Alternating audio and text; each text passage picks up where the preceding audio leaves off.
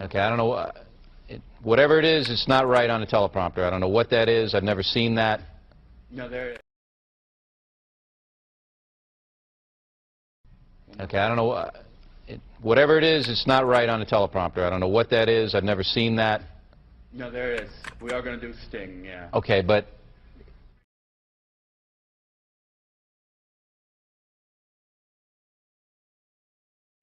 Okay, I don't know. Whatever it is, it's not right on the teleprompter. Okay, I don't know. Whatever it is, it's not right on the teleprompter. I don't know what that is. I've never seen that. No, there it is. We are going to do Sting, yeah. Okay, but... Okay. Now, I can't read it. There's no words on it. Okay. Ready? Sure. There's no words there. To play us out. What does that mean? To play us out. Sting is going to do, it's a video, Sting video. What is... For credits. I don't know what that means, to play us out. What does that mean? To end the show? Yeah, yeah. All right, go. In 5, 4, 3. That's tomorrow, and that is it.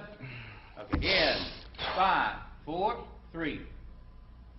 That's tomorrow, and that is it for us today. And we will leave you with a... I can't do it. Okay. We'll do it live. Okay. No. We'll do it live. Fuck it. Do it live. I'll write it, and we'll do it live. Right. Fucking thing sucks. In 5, 4, 3. That's tomorrow, and that is it for us today. I'm Bill O'Reilly. Thanks again for watching. We'll leave you with Sting and a cut off his new album. Take it away. Do it! Just do it! Don't let your dreams be dreams. Yesterday, you said tomorrow. So just do it! Make your dreams come true! Just do it! We obviously didn't communicate clearly. We're here to discuss your surrender, not mine. Tú eres tan romántico molestando con una vipa. Me preguntas si te quiero. Yo te digo que no estoy lista y no quiero comenzar. No hay nada que pensar. Yo te dejaré atrás. Mientras gano más y más. No estás en mi nivel y tú no eres obligación. No estás motivada y tú aburre mi corazón. Eres un idiota sin inteligencia y razón. Entonces déjame tranquila mientras escriba tu canción. Tú eres tan romántico molestando con una vipa. Me preguntas si te quiero. Yo te digo que no estoy lista y no quiero comenzar. No hay nada que pensar. Yo te dejaré atrás. Mientras gano más y más. No estás en mi nivel y tú no eres obligación. No estás motivado. Corazón, eres un idiota sin inteligencia y razón. Entonces déjame tranquila mientras escriba tu canción. Estoy aquí a disfrutar. Estoy aquí pero quiero gozar. Si quieres a mí pero vamos a bailar. Cintura a cintura, papi, tra, tra, tra. Bailando, gozando y me gusta tomar. Pero no quiero pendejos que no quieren respetar. Déjame pendejo, papi, ya no más. Déjame pendejo, papi, ya no más. Estoy aquí a disfrutar. Estoy aquí pero quiero gozar.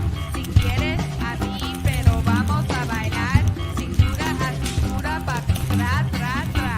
Bailando, gozando y me gusta tomar. Pero no quiero pendejos que no quieren respetar. Déjame pendejo, papi, ya no más. Déjame pendejo, papi, ya no más.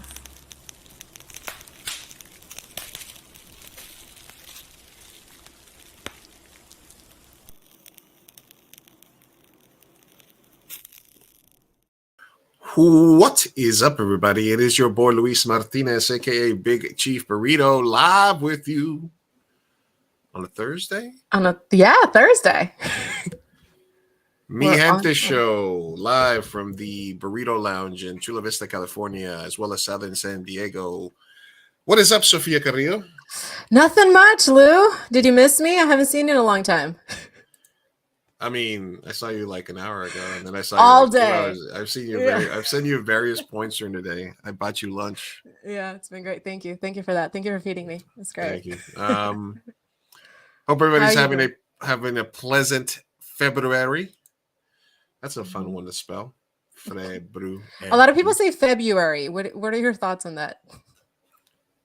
It's February, It's right? February. It's February. February. Yes. The more you say a word, the less you can really imagine that it's a word. Who made this up?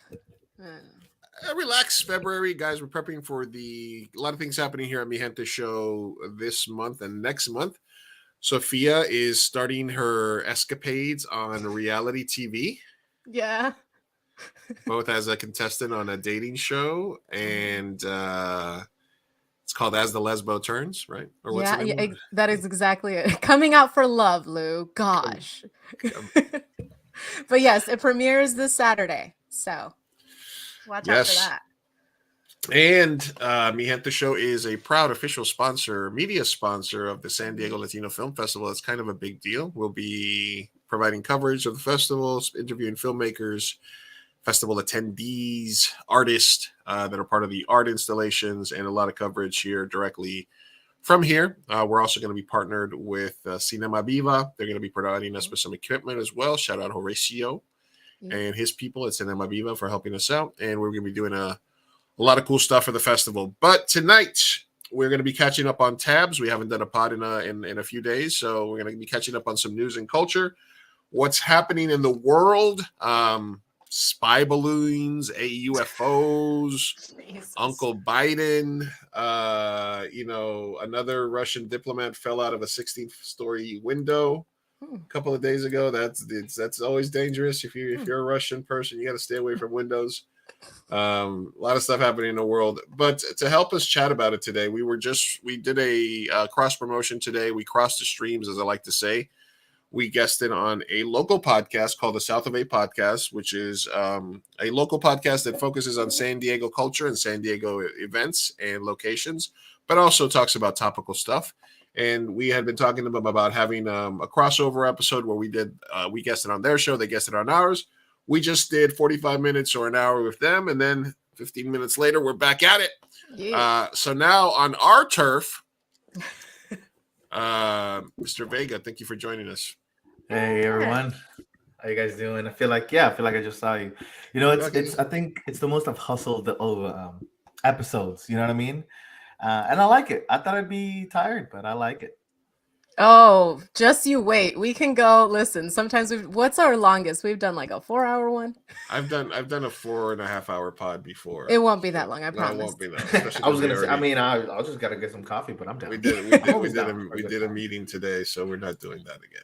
No. But we talked a little bit about it, so I know the answer to this. But can you tell us a little bit about why you started the South of 8 pod?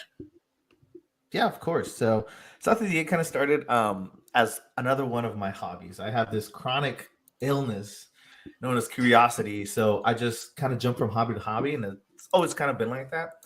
And then one day, this was pre-pandemic, matter of fact, I got really into podcasts, and just the diversity of them. I've always listened, but I just got really into them, right? And at one point, the narcissist in me said, like, I could do this. Like, this is cool, and I feel like we don't have a local San Diego. At least at the time, I didn't know of any, right? Mm-hmm. And so I told myself, okay, you'll do this, but only if you sell some of your other hobbies, right? So I sold a bass, I sold this, I sold that. And I was like, that way I can justify starting a new hobby. I sold my PlayStation, sell all of the stuff that kept me entertained. And then a week later, everything closed down because of the pandemic. So I hadn't even received my stuff, and we go full pandemic mode, right? So everybody's playing, everybody's learning their instrument again, like all these things that I just gave away. So I was like, wow, all I have is the podcast. So I got the equipment and I was like, fucking, let's start inviting people. And it was my way to stay sane. And I realized I really liked it. And it's just kind of morphed into this variation of local scene stuff. With lately, I've been doing some more political stuff. And yeah, it's fun, but it's I go on and off, but it's fun. I really like it. What made you choose like South of the Eight as a title, and then kind of like, just the theme of it, I guess. So the theme of it is because it's all I know, right? Like growing up in San Diego and Tijuana, that border kid, how you had mentioned on my episode. Make sure you guys check that out.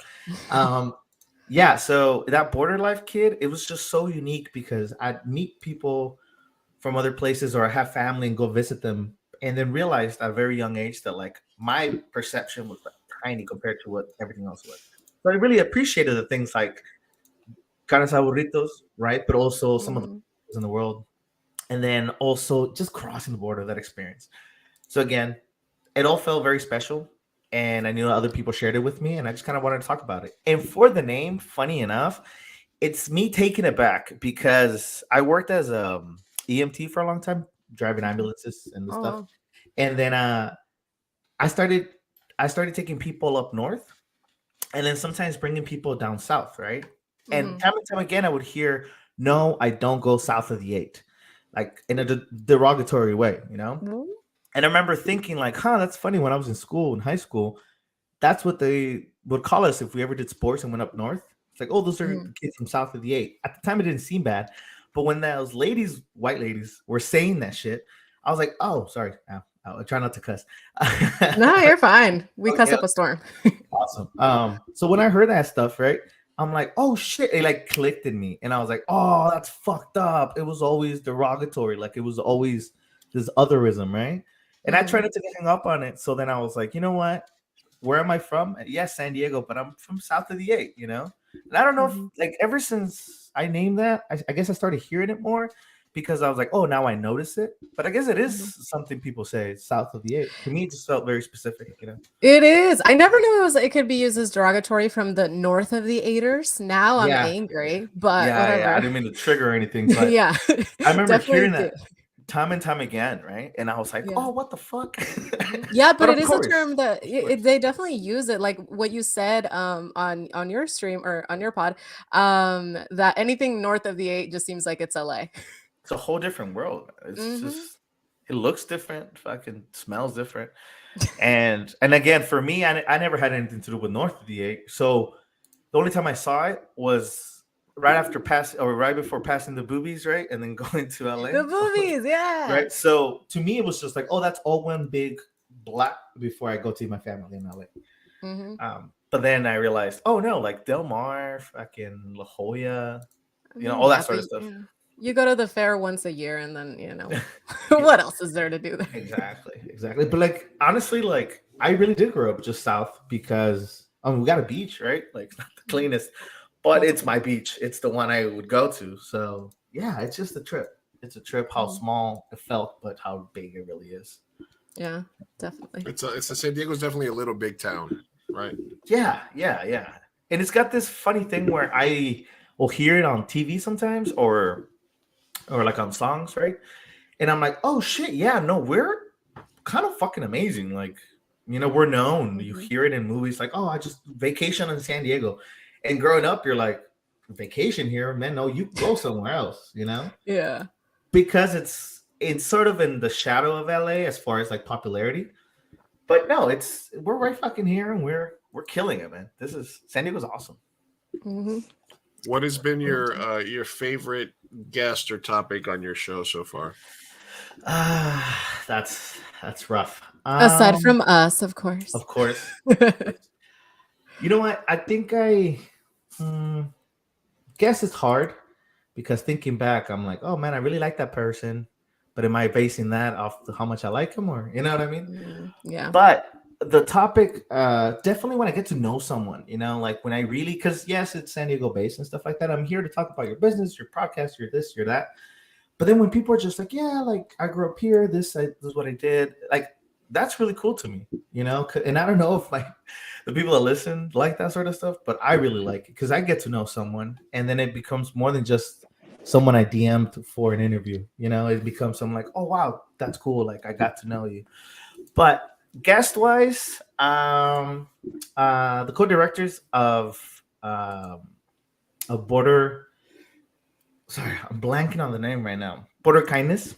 Oh. We did a walk at the desert for um, for immigrants, and that was really humbling. That was kind of an intense experience. It was we carry supplies, clothing, food, stuff like that, and this is something these guys do every weekend, you know. But Oh. we got to do it, and I was like, "Oh shit, this is crazy!" And I've been wanting to go back, and I really wanted to find the time, but it's a humbling experience, and it's very like again, it just sort of existential, you know. Mhm. So great So experience. And what kind of work do they do? They take clothes to or so they do a whole lot of stuff, but it's very much border based, right? And one of the things that they do is they do these walks where they'll take people with backpacks and they'll fill it up a gallon of water, food, sometimes hats, right? Supplies. Sometimes nothing now they're doing jackets and things like that for the cold. Mm. And they have a trail. They have multiple trails, and we'll have a leader that's super well prepared. Man, if you could see the backpack this guy carries, well, I'm sure there's multiple, but like they carry so many supplies for us, right? And then we carry the supplies for the trail. And we go to certain spots, we drop off water, we drop off supplies, and then we kind of leave. And then we pick up whatever wasn't picked up last time. And you can tell that people have been opening up these cans. I mean, you see the change of the socks, right? You see clothing, you see backpacks that weren't there. And you're like, oh, these supplies are being used. Like this work is super important because it's not like it's just, oh, yeah, it hasn't been touched in a month. No, these guys go weekly or every other weekly to certain trails, and they're always, someone always do something, you know? So, yeah, pretty intense. I got to interview them about that, and that was really cool. And I remember doing a follow-up episode just about my Jessica's and I's experience doing that whole thing, and it was emotional, but it was also like really rewarding. And it sucks because when I talk about it, it always makes it seem like like how I felt and how great I felt about it.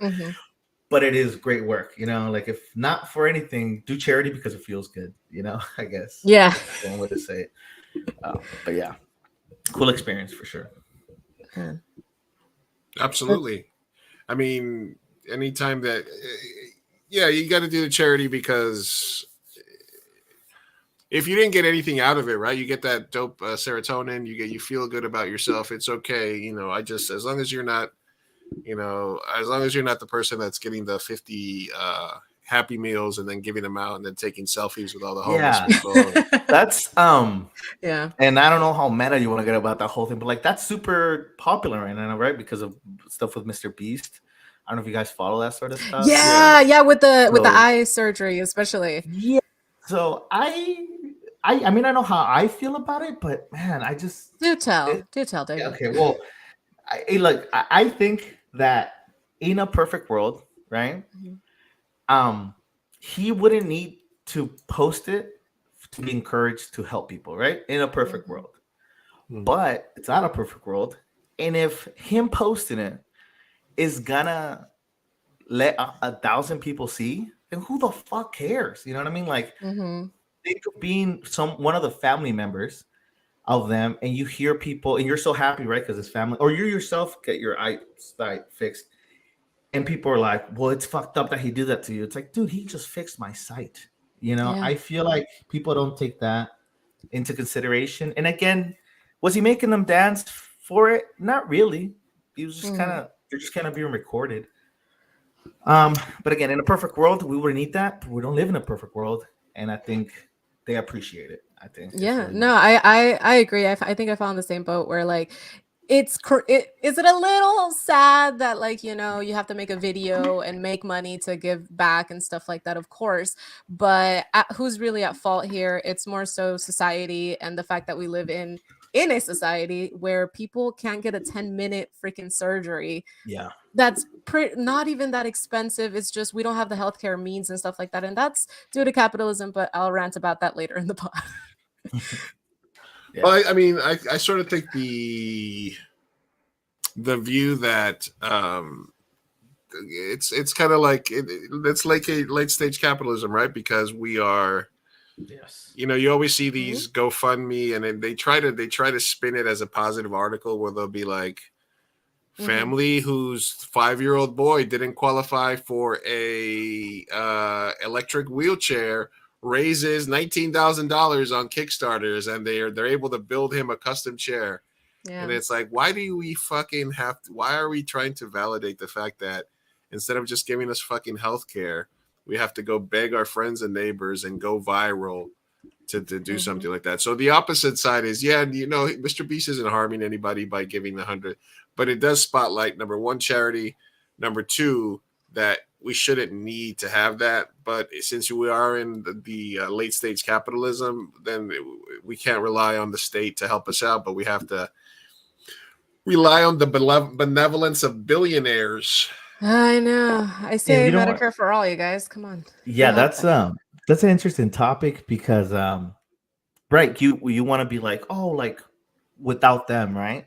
And it's Mhm. just more of like our dependence or our idolizing of billionaires, right? Like even Mhm. Mr. Beast. I mean, that's a whole different problem, but like just the idea that thank God for billionaires, you know? It's like, Yeah. okay, no. Like, let's not go that far. But yes, because of everything guys mentioned, it's a shitty situation, but I think the people prefer having sight, you know? And then Yeah. you ask the question, like, where do we draw the line, right? Because then the next guy might make him sing and dance. Can we still justify it? Fuck, I don't know. Like, we'll cross that bridge when we get there.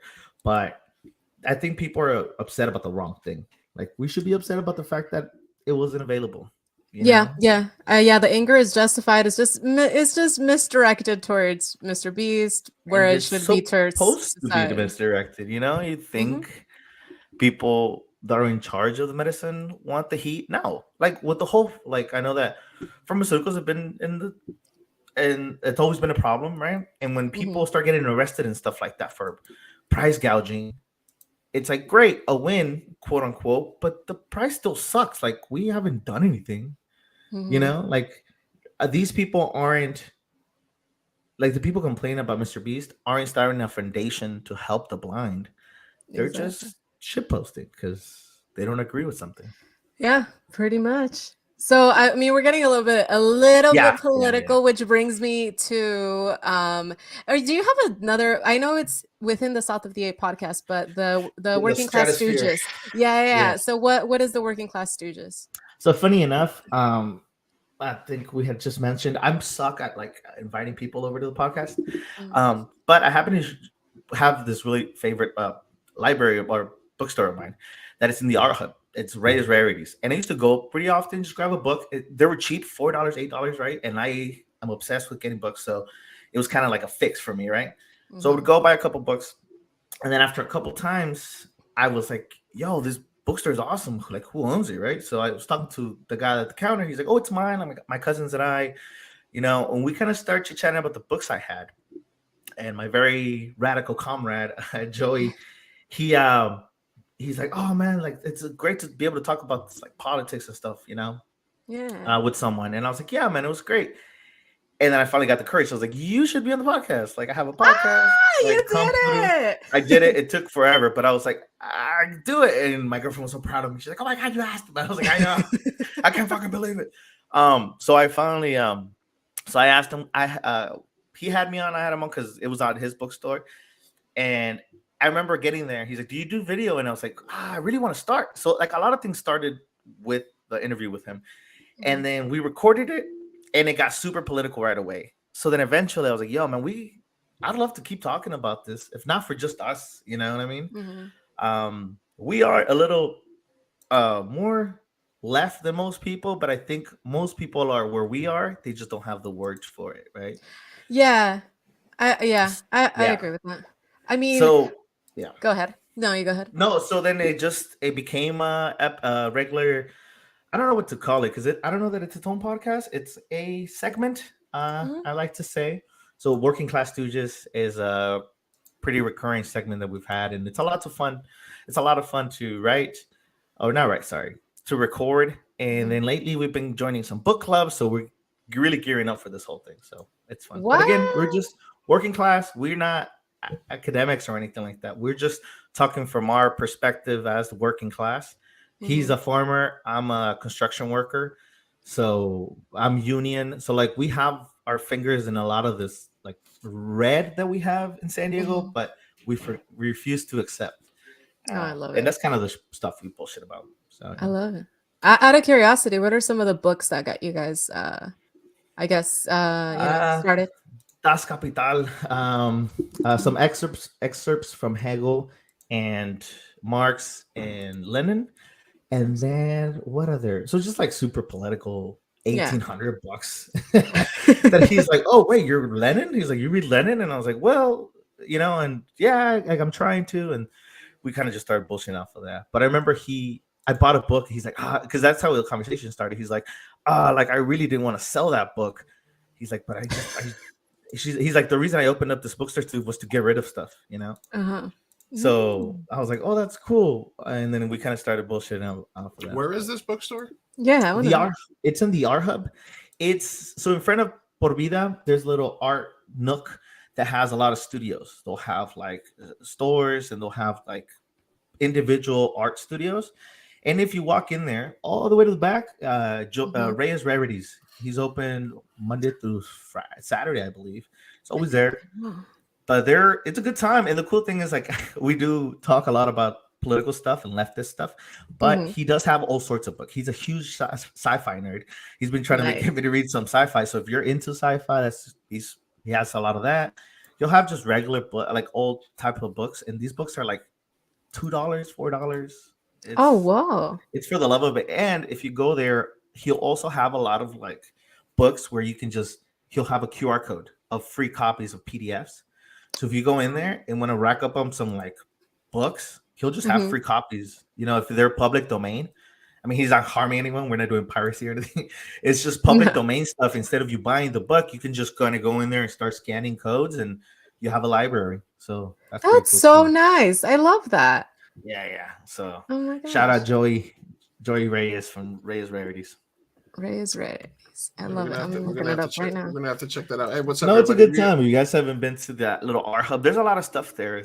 There's other creators, I guess, artists. They'll have jewelry. I know his wife is right next to him, and she sells jewelry. And then there's other studios that'll sell their art, or I don't know. There's a little block in there that sells nothing but spray paint. It's super badass.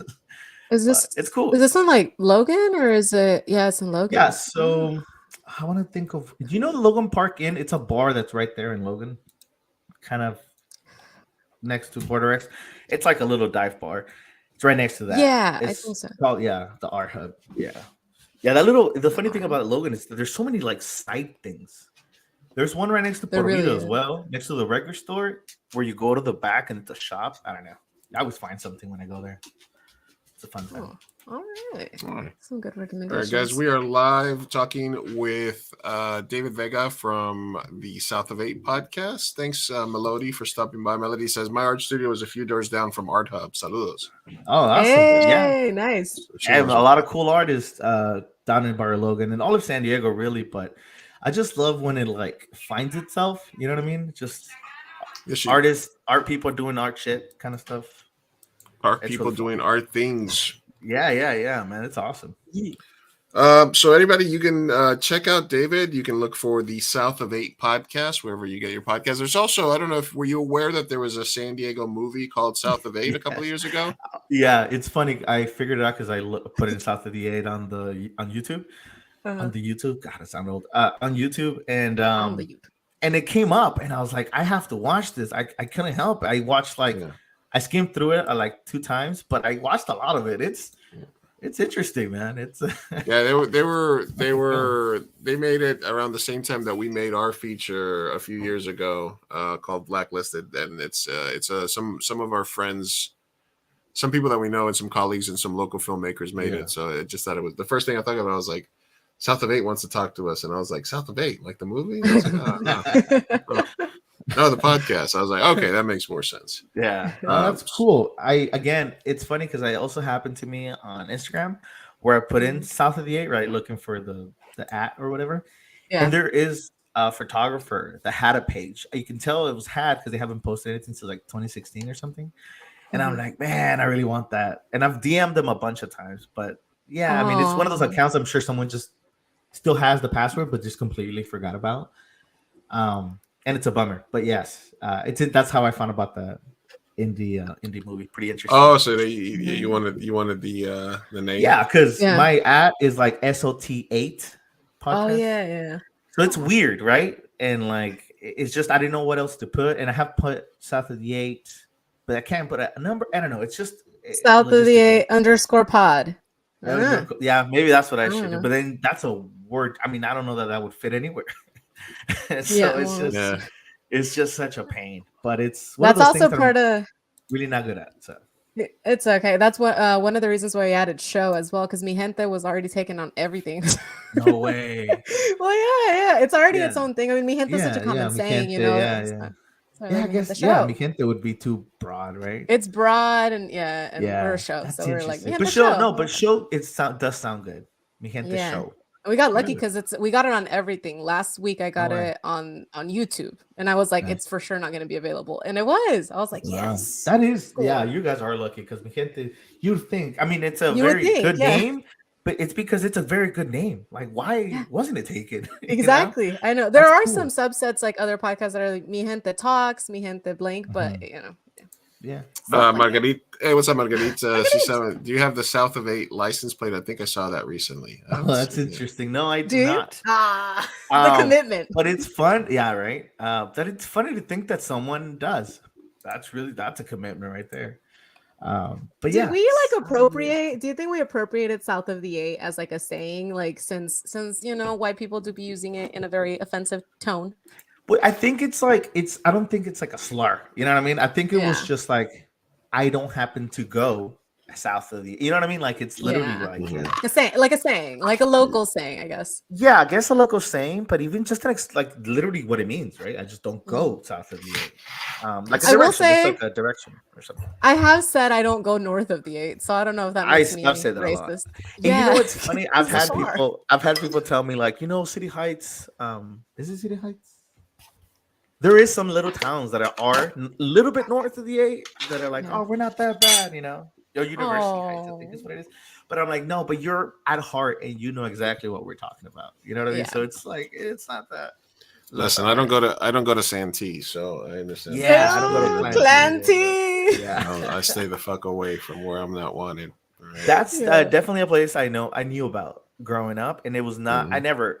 I'd gone a couple times because of the trolley and stuff like that. You find your way there, but like, yeah, I didn't know how bad it was until like the pandemic when you see videos, and we'd be like on the news of like other states on like national news for like Santee and San Diego, and it's like, oh wow, we got all sorts of stuff down here. Yeah, it's also a thing, Margarita. You're right. There's also a thing in LA. Like I don't go east of Lincoln Boulevard, or I don't go. Yeah. You know, I don't go to the Valley, or Yeah, no, for Yeah. sure. Yeah. I Exactly, remember so. hearing saying once like, oh, I don't go. And this is like super like, oh, you're rich. They're like, I don't go east of the 5. Now Mhm. that's small. That's La Jolla. That's you're talking very small. money. You're talking money. You're 'Cause talking like I've heard I don't go west of the 805 because east Right. is the rich side, but right. what? Okay. East You know of the what? 5. And I'm like, oh no, Yeah. that's like beach property. You're Tiny. talking. Yeah, beach Yeah. property. Oh, that's interesting. You know what's funny is I gave Santee a chance. Like I was like, okay, you hear all these stories. I'm gonna go, whatever. So I went. Yeah. And no, yeah, it was scary. There's Confederate flags like in every other house. Yeah, It's trucks. scary. You got trucks, and you get a little bit of that in, or not a little bit. You get a lot of that in like East 8. Oh, sorry, East 8. Look at that. El Cajon, East El Cajon. Uh-huh. Like you start going into like Lakeside, shit like Mhm. that. Listen, I don't go north of the 54, south of the 905, or east of the east of the 94. All right, that's I stay in that area. Yeah, it is a Stay- little beautiful block. I isn't stay it? I stay in that area. We have a very San Diego centric start to our show today, but we're gonna get into some national news and national reactions. Make sure you guys follow the South of 8 podcast. We'll be putting links in the episode, but let's jump into some stuff that happened over the last week. This is one of my favorite stories from the Super Bowl. I don't know if you guys caught this. Oh yeah. Yeah. This is Rihanna's lip sync. Not lip sync. Yeah. What a badass, huh? Yes. Oof. Like, you don't even have to hear the song to know. Wait, actually turn it down so we can get the full experience. Like that's how You know, that's how it It's better would be, have right? my money. you know exactly what she's singing. Ooh. I think this is like how you do it. You know what I mean? Like you can't have someone boring. Like they're gotta perform. And I think Yeah. it's like a normal. I'm guessing this is like a common thing, right? Like they need to like amp it up or something? Yeah, well, in the deaf community, like whenever you do sign language, it is yeah, you have to be very expressive and like, Right. body movements and stuff like that. So yeah, Yeah, but it's awesome. but They were killing yeah, it. killed Yeah. it. Yes. We can't play the music because we don't want to get Right. taken down by Riri. But she Oh, was she ate proverbially, as they say Oh, yeah. in the parlance of our time. hmm No crumbs, as the No children, crumbs. I wonder. as the I kids say. wonder if I know for ASL a lot of the stuff that will be shortcuts, right? Like well-known shortcuts. I wonder if they have to make some for music, because I mean I'm sure some of the expressions we use in music is just a little bizarre and to sign. You know, that's gonna be interesting. But wow, that's cool, talented for sure. What gets me is like how fast you have to say like a full sentence or like a ism, and you have to do it in like a sign. Like that's they gotta be quick with it. It's hard. Yeah. I Do you want to think learn she was ASL. at home, like just playing a playlist? She probably had the set list, right? Yeah. And she's just like, all right, I gotta fucking, because I don't know. It looks good though. I mean, she knows it. Yeah, but it's Rihanna. It's like she doesn't Yeah. know the song. Yeah, I mean, I don't know how much, but I think it's awesome for people. I know we had I had Zoe Hendricks, who's an ASL teacher, ASL teacher, and I was asking her, is there accents in sign language? Is there like a southern type of is there like a drawl, or is there like an accent? And she said, yeah, there's ways to sign that's more impressive, that sort of gives that sort of equivalent of an accent. So I think definitely we started seeing it with like presidential speeches and stuff like that, and I think also there was a guy who won the Oscar for Coda that did the national anthem or something, or they did something at the Super Bowl as well. So I'm glad that anything that makes the world a little bit more inclusive and easier for people to live in, I'm all for. Yeah, I completely agree. And just to take this into a different way for a second, have you guys seen the video of the lady that got hired? I think it was by a police department, that she lied that she knew ASL. So she goes through like multiple briefings signing, but it's complete nonsense. And it wasn't until like the third. No, look, I'm not kidding. Look it up. And like it wasn't until the third news broadcast that someone's like, "Yo, this person doesn't know how to sign. They just lied. They lied, and they're just saying complete nonsense." The fact that they got through 3 meetings is like astonishing. Exactly. No one. Yeah, that was but it goes to show how much we still have to learn. Like, yes, it helped. It helps that we have these, but how about we make sure that it's all being translated properly? Like it's it's rough. Yeah. But kind of. We got to be better. They should teach ASL as like in school. 100%. Yeah, and if they do, they don't do it enough because I don't know anything. I remember learning a couple things when I was in EMT. I love you. Yeah. There's like and honestly I'm blanking on it. I don't know it anymore. But there is certain ASL that was used for medical personnel, just to know how to gauge like 1 through 10 pain and where does it hurt kind of thing, to be able to engage. But this is very minimal, and it's like I should know more. Like it's rough, Yeah. No, totally agree. Absolutely. Yeah. What was your give me a second here as I update our logo. Look at that, me. Look at us. Yeah, we got Ooh, look at us. Look at my eyebrows. Yeah, look at that. Dick. Look at that. Did they get the man bun correctly? Yeah, they got it, man. I think they did. I think they got the yeah. They got the man bun, the smile, the mustache, and the chain. Yeah. The predominantly black shirt. Yeah, there you go. Hey, man, it's a look. I'm not even gonna. It's a look. I was talking about this. Did you guys watch the Super Bowl? Yeah. No. I watched the Rihanna show. Yeah, with the halftime football They game. were playing football at the Rihanna concert. Did you guys see it? Yeah. That's crazy. Yeah. Well, the main Rihanna thing was that her plate was her class was, it's always the Christian versus the satanic in the Super Bowl. Anyway, Terry Bradshaw at the end of the game, when they were presenting the Super Bowl trophy to Andy Reid, does this. Let me get the big guy in here. Come on, waddle over here. All right, one more time for the big guy. Let me get the big guy in here. Come on, waddle over here. Okay, Congratulations, Andy. that's not nice. So he tells Yeah, I him, remember hearing it when it happened, and I was like, "Oh shit, he said that." Yeah. Into the sunset. That's not going to happen, is it? No, no. I'm right. going to enjoy this one right here. I'm going to tell you, this is unbelievable. Yeah. But how Wait. goes cheese? And then at the end, what do you say? That's what we're talking about. Have a cheeseburger on us and enjoy the Hawaiian shit. What? So first he says, "Get the big guy, get the big guy, Yeah, waddle over waddle on over here." Love it. And then at the end he says, "Go have a cheeseburger on us, you fat fuck." Oh my god! Just Well, honestly, that sounds like kind of shit that like they were friends.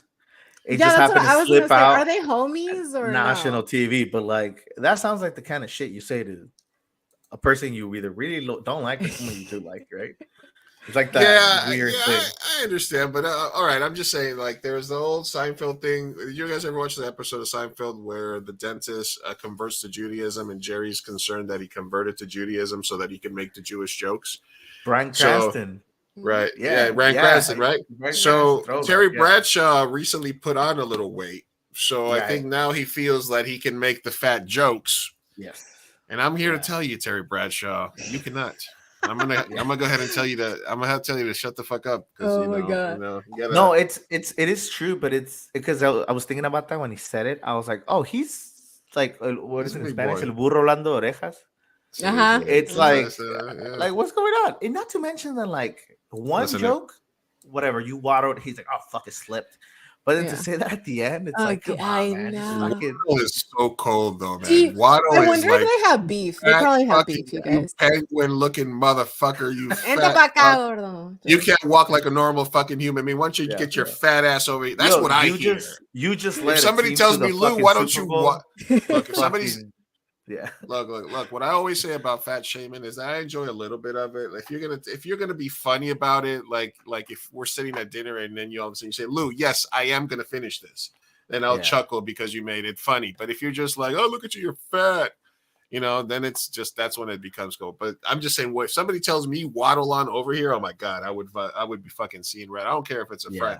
friend. They have to be Yeah, super no. cool.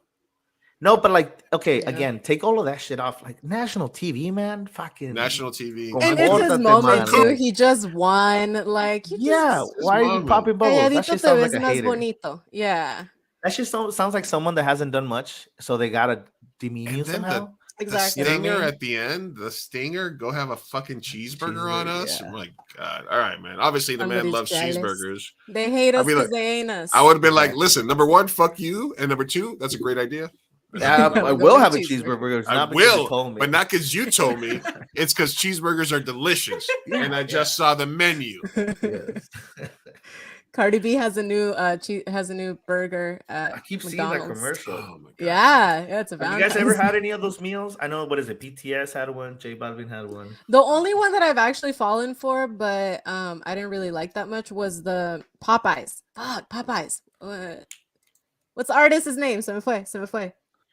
Popeye the Uh, Sailor Man. So she did a song with Cardi B, Meg The Stallion. Sorry. Oh. she had it. She had okay. a Popeyes burger, and like I did. But fall like, for that what one. is it? Like, is it just what they would order? So you just is that what it is, or I does feel it like taste they like Megan Thee Stallion? Like, what is it? Oh no!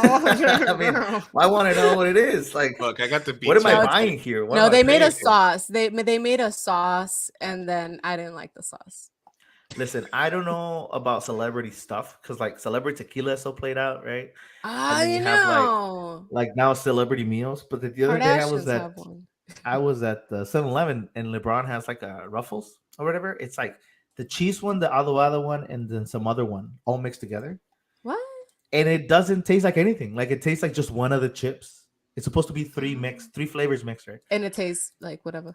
And then part of me is like, why the hell did I buy this? Why did I buy this? Like, is it because of LeBron's in it? Like, is that really? So I just had this conversation with myself because I hated the chips. Like, if there's something I don't like, I love spending money on food. But if you disappoint me, right? It's like I'm Yeah. gonna be mad, right? It's not only that I eat shit food, now I'm mad about it. I think it's a fat curiosity. It's your curiosity it's disease. curiosity. So she'd be like, what? But they got one, right? They got me. They got me to buy it, and it's like, Yeah. damn it! Like I hate that it works.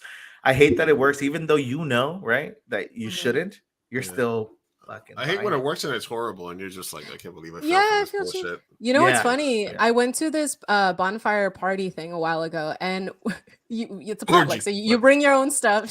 Shut up. So you bring your own stuff, and like everyone, for some reason, multiple of these people brought the Mexican street corn Cheetos. Have you guys ever tried that? Now I've heard of them. They have they have like they have like like a corn on a stick on chile Right. limon y todo, like on the picture on the logo. It looks delicious, so I bought it, and then out of the couples that came, like they bought it, and then we had like 3 bags. It was disgusting. That's what I'm saying. They get you.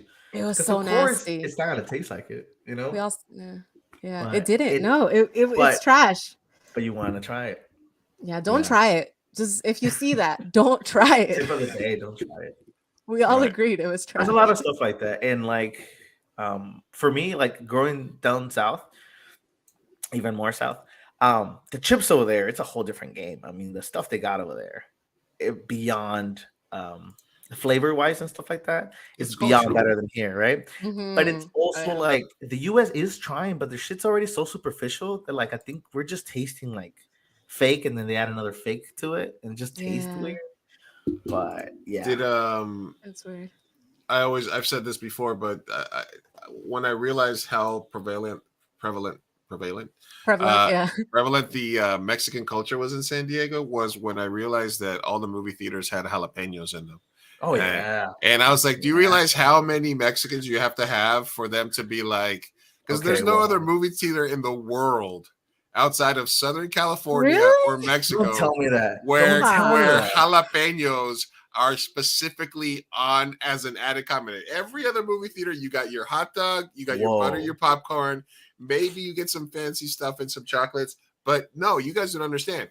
New York, Florida, Texas, No? there is not a you can go to a movie Wow. theater anywhere else in the world and you're never going to be able to get jalapenos on demand.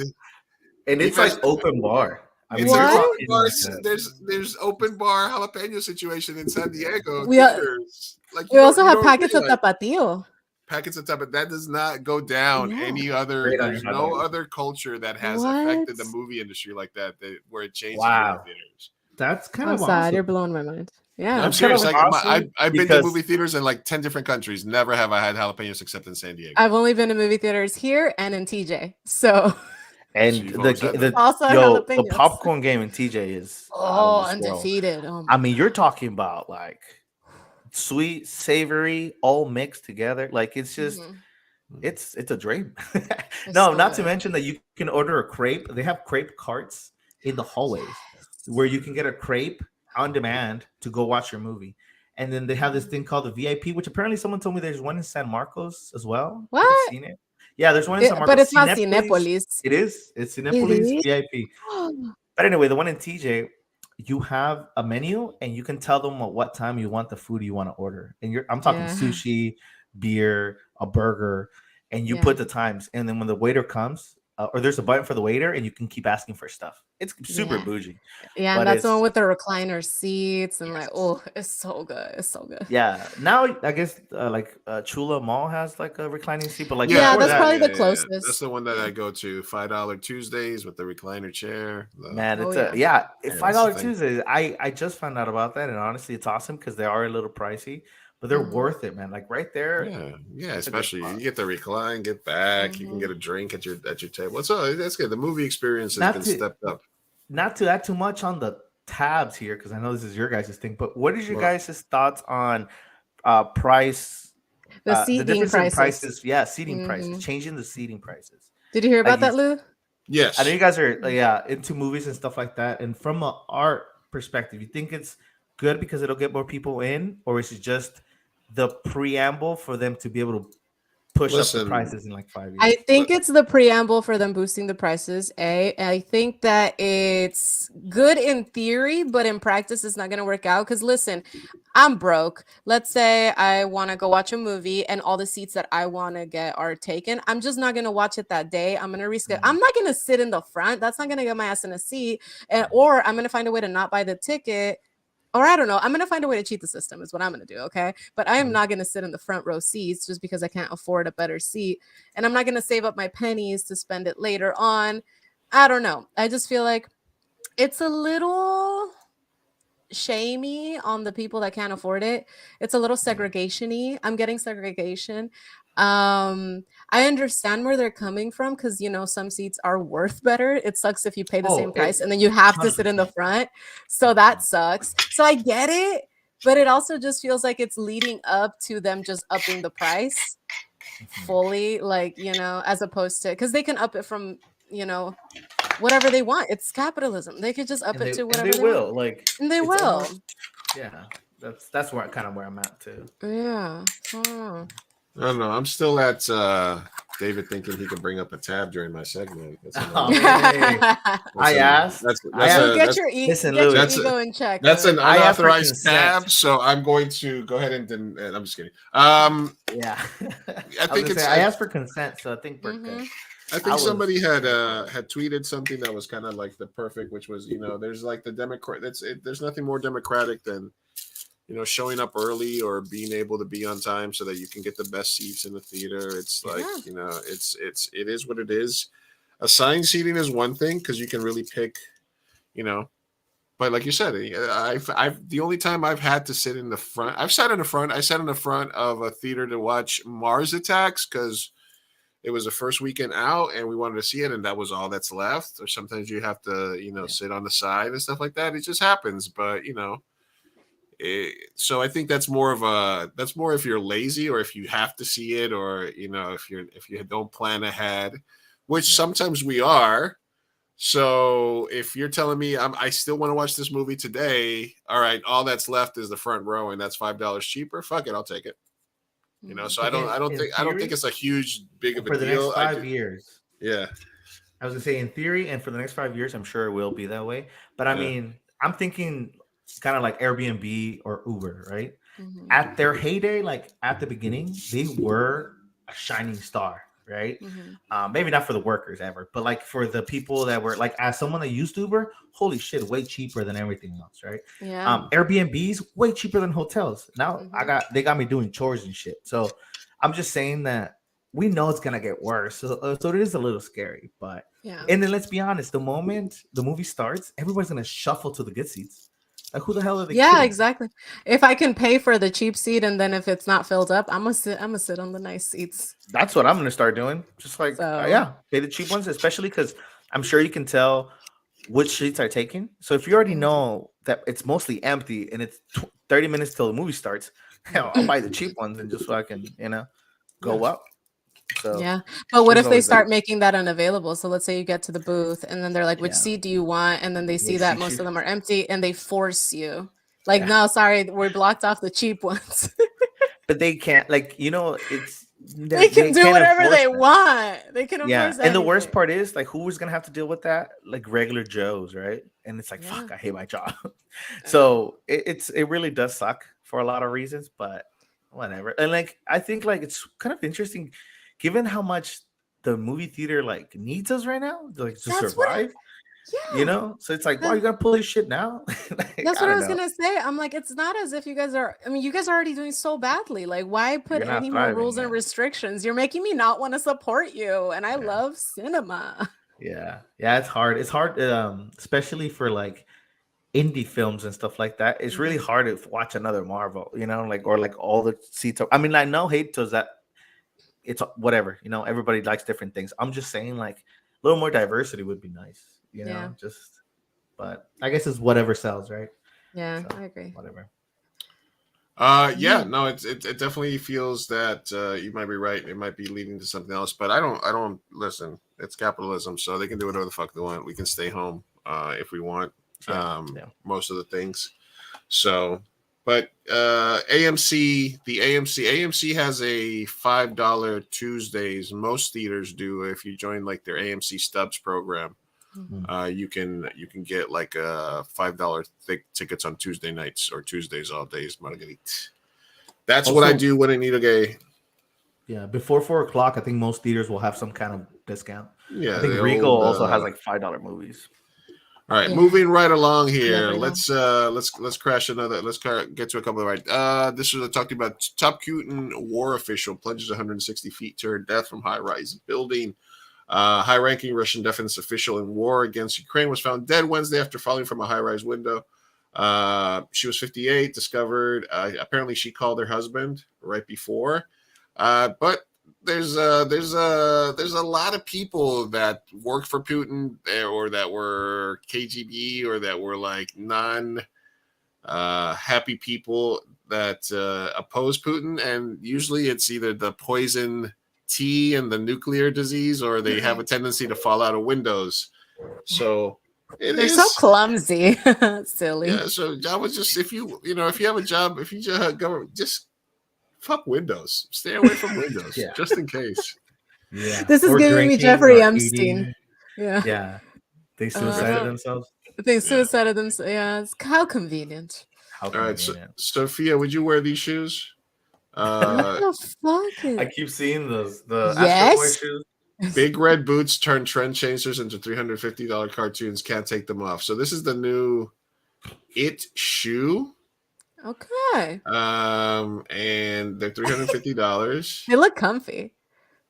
Do they? Yeah. You know what? 350 in the spec of things as far as shoes isn't super crazy. I know, was I gonna have to say see like that it's like worth it, Yeezys go but- for what, you know? Yeah. All shoes are. It's a statement. It's a hell of a statement. It's a hell of Yeah. a statement, right? I mean, I don't know. It just kind of. I don't know. It's giving me Uggs. It looks like big ass Loaded Uggs. Uggs. Yeah. Yeah. Yeah. I would wear them, but not for full price. And I don't know where I would wear. Where At the fuck do store. At the store. Yeah, of course. Like While you were Yeah. working out or doing some work around the oh, house. to the gym. Yes. Yeah, I don't get fashion at all. Like I understand that I don't get it, and I think that's enough for me. You know what I mean? Yeah. Black tees, Yeah. man. Black tees and jeans. That's my go-to. Yeah, exactly. Yeah, Exactly. Simple. I don't know. I'm not feeling it. I'm not feeling You wouldn't it. wear them, Lou? What? No, I guess. I mean, listen. If I was going on a date with somebody and I walked up to meet them and she showed up looking like this, I would be like, "All right, You would still go for it. Shut up. It's a yeah." As long conversation starter, as long right? as her, Like, as Yeah. what the Sophia, fuck? as long as her frontal lobe had developed, Oh my god. I'd be like, "How old are you? How well developed is your frontal lobe?" Let It's me developed. look at it. It's very It's developed. developed. Well, I think what is it? 25? Is that when it stops? Yeah, 25. 25, 24 if Yeah. you're lucky. All right. To wear to Comic-Con? Yeah, maybe if that was Oh, cosplay. Yeah. Cosplay, but I'm sure you Ooh. can do better for 350 than 350. For 350, you could do a whole outfit. Yeah. Yeah, yeah. Yeah. Bonnie, what did my baby do now? No, he didn't Not do English. anything. This was the I love that. the translation, the caption. Speaking non-English. Speaking non-English, singing in non-English Oh my was God. was what the. So we go from Riri's ASL translator getting all into it, getting hype, Wow. doing it all, and then for the Latinos at the Grammy, we can't even get Bad Bunny lyrics on the Subtitles? screen. What is he Seriously. saying? He's speaking non-English. He's I don't know. speaking and singing in non-English. That's kind Uh-uh. of his thing. Oh, that sucks. What the hell? Yeah. Doing him dirty. Yeah, this was one of the things that came out of the thing. The This deaf happened. community needs to know Bad Bunny. Yeah, Baboni. Bad Bunny. My Bonnie. All right, this happened a year ago. Okay. Jen, I know, I heard. I'm so happy I taught you what they were. you did. You That's taught me hot. what's up, and then I bought an. Oh uh, my God! Yes. Because this- I saw you this- on the show with people, and you got on So this was where Jimmy just lost it for You me. did the same thing. He's got did? parrot. He's Mhm. got this This brought is your- on. This is That's your mine. ape.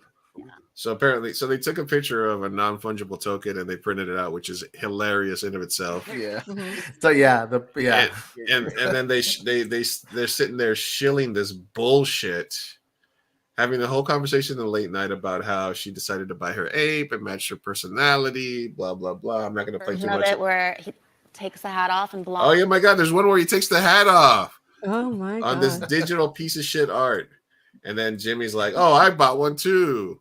Oh, the audience laugh, and it was the most forced, cringy conversation of all time. yeah, it was the worst. And now they are getting sued. What? Because if you go deeper into the NFT craze and specifically Bored Ape, what the origins of Bored Ape were, not pretty. Oof. You That's most know, things. Hill and Found were chatting about their NFTs, typically digital art, which they printed out. So there goes that. We're both apes. Ha ha ha. Love it. Ha ha ha. Anyway, the Ape Yacht Club, blah, blah, blah, the celebrity hype. So this was kind of similar to like how the FTX exchange and the people were suing the people like Tom Brady who were promoting it. Yeah. Very simple. So all the Bored Ape people, the Rise of the Apes is a pretty cool article. I'll link it here. But basically now they're all getting sued for promoting this bullshit product. Here, I'll put it in the chat in case anybody wants to watch it later. But it's really interesting. How caught up on you on the NFT game, Mr. Vega? Honestly, I am just because I love seeing this shit go to shit. You know what I mean? Like, it's like as someone that hates capitalism, these sort of things, like when the whole AMC and GameStop stonk stuff was happening, right? Where a bunch of random people on Reddit made sure that billionaires lost a bunch of money, or millionaires, people from Wall Street lost a bunch of money.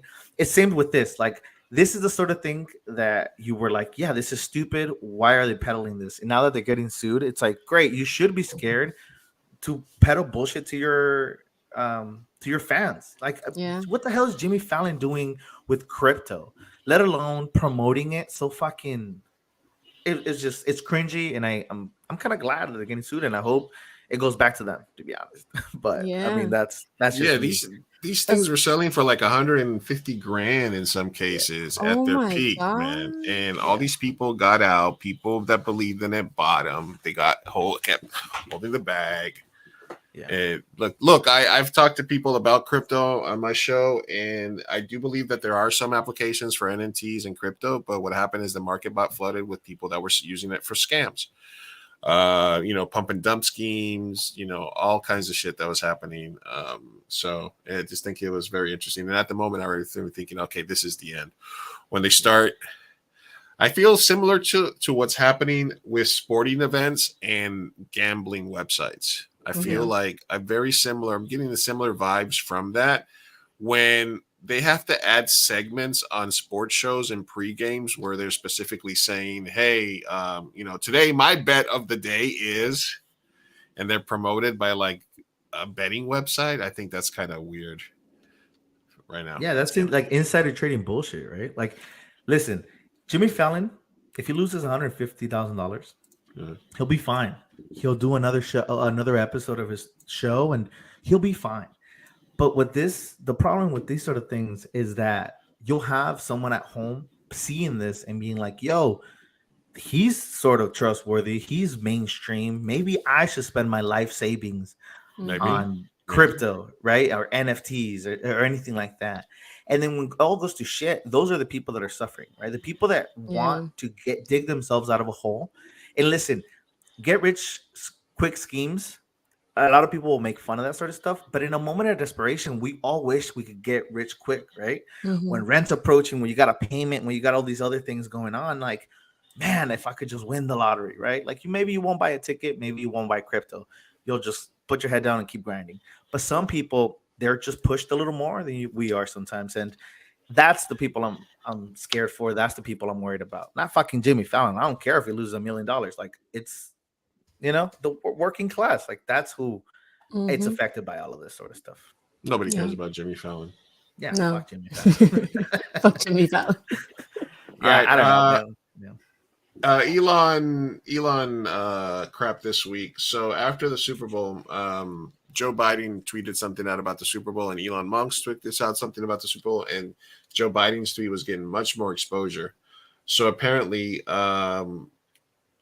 Musk held an emergency high urgency meeting at Twitter after the Super Bowl because Elon's tweets performed worse than Joe Biden's. Then Twitter had engineers rush to change Twitter's algorithm to ensure that Elon received previously unheard of promotion. So basically, they started a meeting. The nature of emergency became clear. Elon's tweet about the Super Bowl got less engagement than the president, and I can attest. After this happened, like Monday and Tuesday after the Super Bowl, even though I don't follow Elon Musk, I got force fed all of his tweets the next day. What? It was, Yeah. I did too, and it was disgusting. I unfollowed him because it felt so obvious. Like, and this was before I had known about, I knew about the ratio that Uncle Biden had done on Musk because that was a meme and it was hilarious. Yeah. But what I didn't hear about until like maybe earlier today or yesterday was that he had fucked with it. Like, well, he had engineers fuck with it. Mhm. So it's like, yeah, man, like, okay, first of all, fuck Elon Musk, right? But like, It's his also, platform. of course, yeah, of course he's gonna do this shit. Like, did you not think he was gonna take advantage of his position of power? Like, Yeah. you know what I mean? Like, you know, for the people that gave him the benefit of the doubt, there you go. There you go. Yeah. You know. Yeah. So yes, Elon Musk created a special system for showing you all his tweets first. Which, I mean, look, he's the billionaire. It's his platform. He was forced to buy it, and so now he's trying to do the best with it, right? So I guess they literally created an algorithm that forces Elon Musk in front of your face. Yeah. God, he's like King Joffrey. It's exactly what he is. It's exactly what he is. Oh But you my know God. what? But you know what? Like, I think again, this goes a little bit to like the stuff we were talking about earlier with Mr. Beast. I think people are upset, and they should be, but they might be pointing at the wrong thing. Like, Mhm. listen, yeah, the fact that he did that is kind of cringe and sad, but it's also like, you know, they also show us like really fucked up things on these social medias to the point where people fall down rabbit holes and become neo-Nazis, right? So That's true.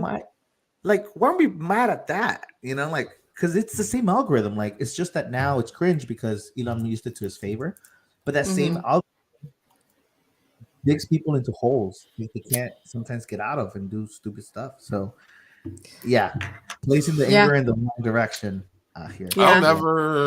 I'll never leave Twitter because it's been tremendous for me in terms of promotion and finding guests and finding friends and stuff like that. Mhm. You can curate the thing about Twitter is you can curate your own experience Yeah, more than any other platform. So, you know, if you want to see neo-Nazis, then that's what you're going to see, and that's what you're going to feed into. Listen, you know? there's no ethical consumption under capitalism. So I No, still use yeah, sadly. Amazon. You know what I mean? Like, I am opposed of capitalism, but I'm also a victim of it. So if I can't use these things, right? Like news, a lot of the news I get are through Twitter because there I can keep chasing the article down to who wrote it, as opposed to a headline on like a 60-minute something on the TV or something like that. Yeah, exactly. So at least I can check my sources. So yeah, it's Twitter's a necessary evil. I also Do use it you for you still use it? yeah, for like I consume more than I put out. You know what I Gotcha. mean? Like I definitely take in a lot of stuff, and yeah, it's like, what is it called? Doom scrolling, where it's just like, this is horrible, but I need more. I need my fix. Yeah. I feel you. Yeah. Harry Styles slammed for clueless remark at the Grammys. This was another thing that happened that was interesting. He gets up there to get his award. Bad Bunny and Beyonce were also up for the same award, whose respective wins would have signified the first Spanish language album to win, Oh no. or the first Black women to win since 1989. Oh, And no. what he says at the beginning is, "This sort of thing doesn't happen to people like me very often." Oh no! No, come on, What did he Harry. mean? Harry. This doesn't happen to people like me is the most white privilegiest thing to ever be uttered at an award show ever for all time. I'm And still that's trying to just figure white. out what the I'm white boy talking meant by this doesn't British. happen. White Motherland. British male. Yeah, that's the Motherland white. motherland shit. Colonizer on, dude. speaking. Well, Jesus. and then or where Bad Bunny could have won or Beyonce could have won. And he honestly, says, more deserved. Just like, because I guess that Grammys are super like American centric, Yeah. but it's also like, you know, like as far as the world, who's bigger, right? Like Bad Bunny. I don't even know what is the award was running for, the but, like, world right now. yeah, but even then, like even Beyonce is probably more well known than Harry. and Yeah. everything, right? Like absolutely. Yeah, definitely. So it's like, what exactly? I don't know. Like those awards always seem so arbitrary to me because it's like no one's ever happy with them. So clearly, it's not a common consensus. It's Mhm. like a curation, right, by a certain amount of people and things like that. But it's just like, where do you draw the line between what is most popular and what is quote unquote the best, right? Like I don't. That's true. It's all I don't know. subjective. That's a, It is. It is. Yeah. But Fool anyway, me Harry once. Styles. That's stupid. Yeah, no, he's just dumb. Especially remember he did the I'm sorry, darling promotion where it was like it's Oh, like a movie where it felt like a movie it's like a that you would go movie. sitting down and watch, and then Yeah. Chris Pine's next to him like, what the He's fuck? just like, yeah, Harry, we did a movie. Yeah, I that's just how- recently watched that, and I remember thinking like such a cool premise, and I won't spoil it for anyone that hasn't seen it, but such a cool premise done in such a shitty way. Like they could have done Yeah, so much. I don't know if you guys have seen the so much movie. more. So much Yes. more. Mhm. It left me wanting more for the wrong reasons. It Mhm. was like, it was just like, no, like this could have been 10 times better, but The premise was mind-boggling when they did the amazing. reveal, but Amazing. it's just the way they went about it and the angles. Mind-boggling. I did It took watch. forever. It's so good, but the thing is, it was done Mind-boggling. incorrectly. Yeah. I watched a YouTube video essay on it, and Nice. they were reading the first draft. So apparently they did a lot of edits. And the first one, no. I won't get too deep into it, but the things they changed made it Would've made bad. sense. Yeah. Yeah. The first draft was a lot better. Yeah. Look, the movie was a mess. That movie was a complete mess. There was Could have been zero. so there good, was though. there was zero redeeming quality. First time Could have been so filmmaker. Did you not like the concept of it though? Like, you don't think that was kind of There cool? was the concept doesn't matter if it's poorly executed. It Yeah. doesn't. It Yeah. means shit. I mean, the thing about that movie for me is I think that as a first time director, she made every mistake that a first time director sometimes makes. She's Fall not a in first time love- director. Well, I mean, in terms of like, not like, in terms of an adaptation, she made a lot of mistakes that directors make, which is nobody probably said no to her because they were happy about having her direct a movie, so she didn't get a lot of pushback for what she wanted to do. Her creative choices were shitty. She started fucking her star. Oh my God. I Yeah, mean, that we whole all, drama, we yeah. all, we all Messy. understood. We all understood the premise. Like at the beginning of the movie, you get it right away, but they chose to. She wanted a Shyamalan the ending. She wanted a twist more than she Yeah. wanted the movie to be developed organically in the plot. If we could have gotten. Once we started seeing the cracks in the system, if we could have started seeing like the logistics of what that meant, all this other stuff, instead of having to cram it into like 5 minutes of The exposition, ending, yeah. So, but I think the movie started to suck way before the end. But the first, I thought, yeah, this was an okay concept, but they try to rush and another thing that first time directors or that young directors make is they spend a lot of time on premise and don't spend a lot of time on the ending. Especially when we do like competitions and stuff like that. The first thing you should write is the ending because that's what people are going to remember. It's the most important thing. But what a lot of filmmakers make on indie projects is they spend a lot of time and a lot of energy and a lot of resources on like the first 2 or 3 pages of the script. By the time they get to the last few pages of the script, they're tired. They don't have resources anymore. They're out of money. They don't have a location. So they end up cheating the ending of the movie and that fucks up their whole shit. So I think it was just a mess through and through, and hopefully they would have caught some stuff or whatever edits they did. Maybe it would have been better, but just objectively looking at it, it's just like a mess. Yeah, I think it could have been good though. I do love the concept. It was very Black Mirror, Shyamalan. It could have been amazing, but it was. Could have. Yeah. Yeah. The everything wrong with video is really good. If you Oh yeah, I love this. yeah, the everything. Marguerite says, haha, left me wanting more for the wrong reasons. I've had a couple of Yeah. relationships like that. All right. Yeah, Margarita, get Yeah. you. Yeah. All right. Nice. Fool me once, shame on you. Fool me twice. I guess no more tomfoolery. So basically, this happened twice. Another funeral home discovers a woman presumed dead is still alive. Woman 83 was found breathing after her body arrived at New York funeral home just days after an Iowa care center was fined $10,000 over a similar incident. Basically, they pronounced somebody dead at a nursing home. They sent them to the funeral home, and then they're found to be breathing when they get to the thing. No. Yeah. It's sad to say that I 100% believe that story because I've You were an worked in and EMT? around nursing homes. And listen, all I'm going to say is if you have a loved one in a nursing home, go check up on them constantly and ask all the questions. And really, if you something sees off, Be and annoying. listen, yes, be 100% annoying. Be that person, for your family member, and sometimes people are placed in nursing homes out of their control, right? Recovering from a surgery or physical therapy, things like that.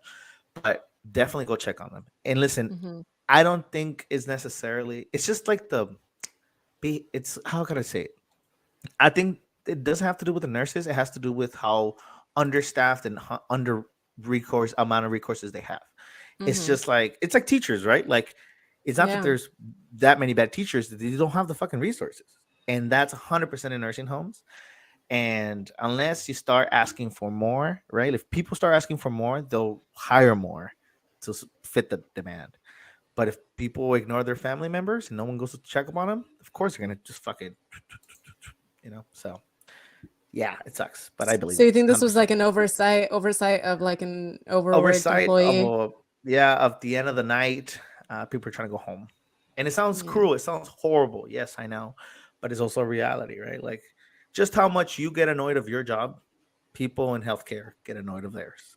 And I know, Mhm. and you do draw a little bit of you do get a little numb sometimes to everything. So then after a while, people just started looking like cases to some people. And I saw it a lot. Like, burnout is super common in the healthcare field, Oh yeah. and you see it more and more, and it gets really sad, right? But that's where people are sometimes. So, yeah. Yeah. No, I agree. But damn, twice, you guys. Is there not a protocol to checking if they're dead?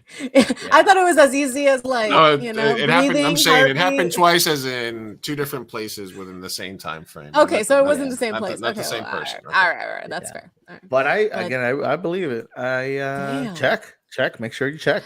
Yeah, Yeah. that's one of my biggest fears though, is like saying like, yeah, she's dead, and then I wake up at the morgue or like I'm getting cut open or I don't know. Ooh. This is like intrusive thoughts here, guys. Yeah, but I think there's got to be some kind. I mean, the way they found out, right, is at the morgue. So there's got to be some checks that they do, right? Because they probably don't want to get sued by opening Yeah, someone up they yeah, shouldn't. yeah. So So Yeah. okay. So good to know that. Okay. That's good to know for my own check on your fears. family members. Come on.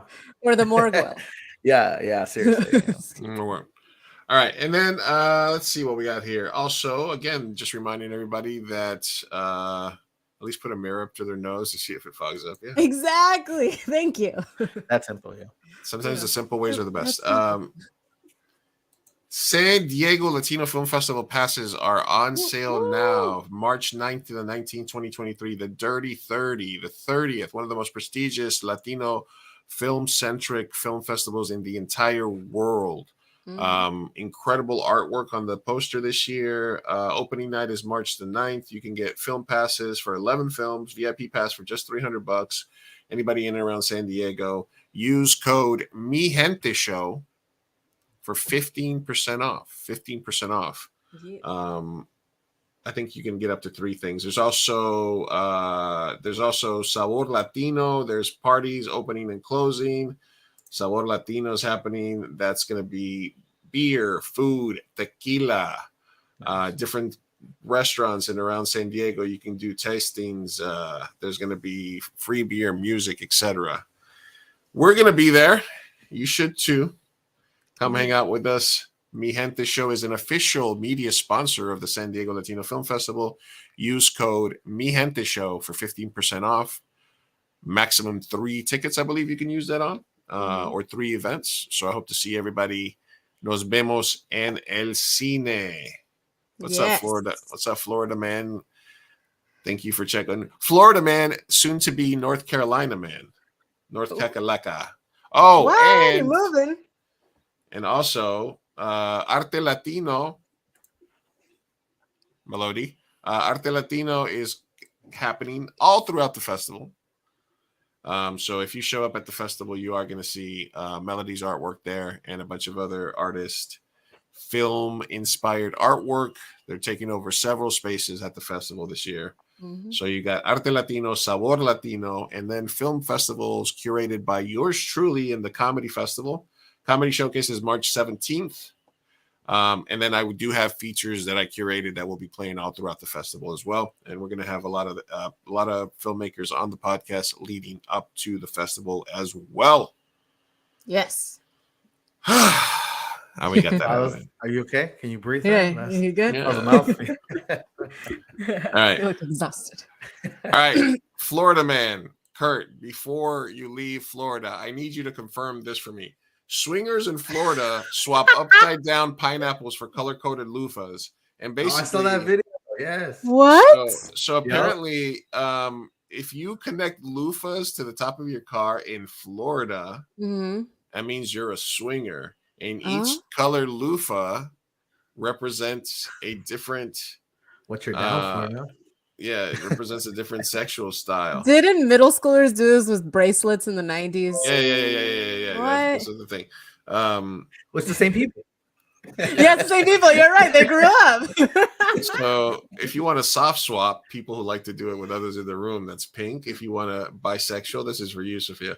For those that want to increase their dating chances, you're going to go ahead and put a blue loofah in your car. I have a purple loofah in my bathroom. What does that mean? Purple loofah is voyeur. You people who like to watch. Full swap. Full swap is black loofah. Yellow is mid-level swap for those who want. White, novices, beginner. Blue is the lowest level. A full swap, those who can play well with others. What? So okay. these are if you're in Florida, if you're not hurting anybody, loofah on. You know what I mean? Yeah. Like, find your people. You know what I mean? Like, find your people. Like, loofah I think it it's up, hilarious. baby. This is beautiful. Yeah, I love it. I think that's fucking hilarious. That you have my blessings. The funny thing is, I saw it was like senior citizens like buying this bunch of loofahs and stuff. So it even adds an extra layer to it because it's like, oh shit, like this is old school people. You know what I mean? Like you're still down. That's awesome. Good for them. You know? Keeping it fresh, I guess. You gotta keep it spicy. You gotta spice things up once in a while. Yeah, no shame in that, I think. Yeah, and if but the thing is, people caught on. You know, the internet exists. We would have never heard of it otherwise. But it's cool. It is a weird thing though to have a loofah on your car roof. Like, what did you ask? Like, hey, grandma, why is? Talk about the conversation you're gonna have with your kids. Swap. Yeah. You know what I mean? Because the older people probably don't know that everybody knows. Yeah. You know, they think it's subtle. So that's the younger people are too embarrassed to ever acknowledge it. So there you go, and everybody's happy. Keep it quiet. Everyone's happy. So these are out of there was the trend. Wait, hold on. So it was one of the nice. Vampires are real, just like my love for you. Nice. The Twilight. I am loca for you. What? Where the hell you been? I don't know Twilight. what that means. That's what I don't know why I had this. All right.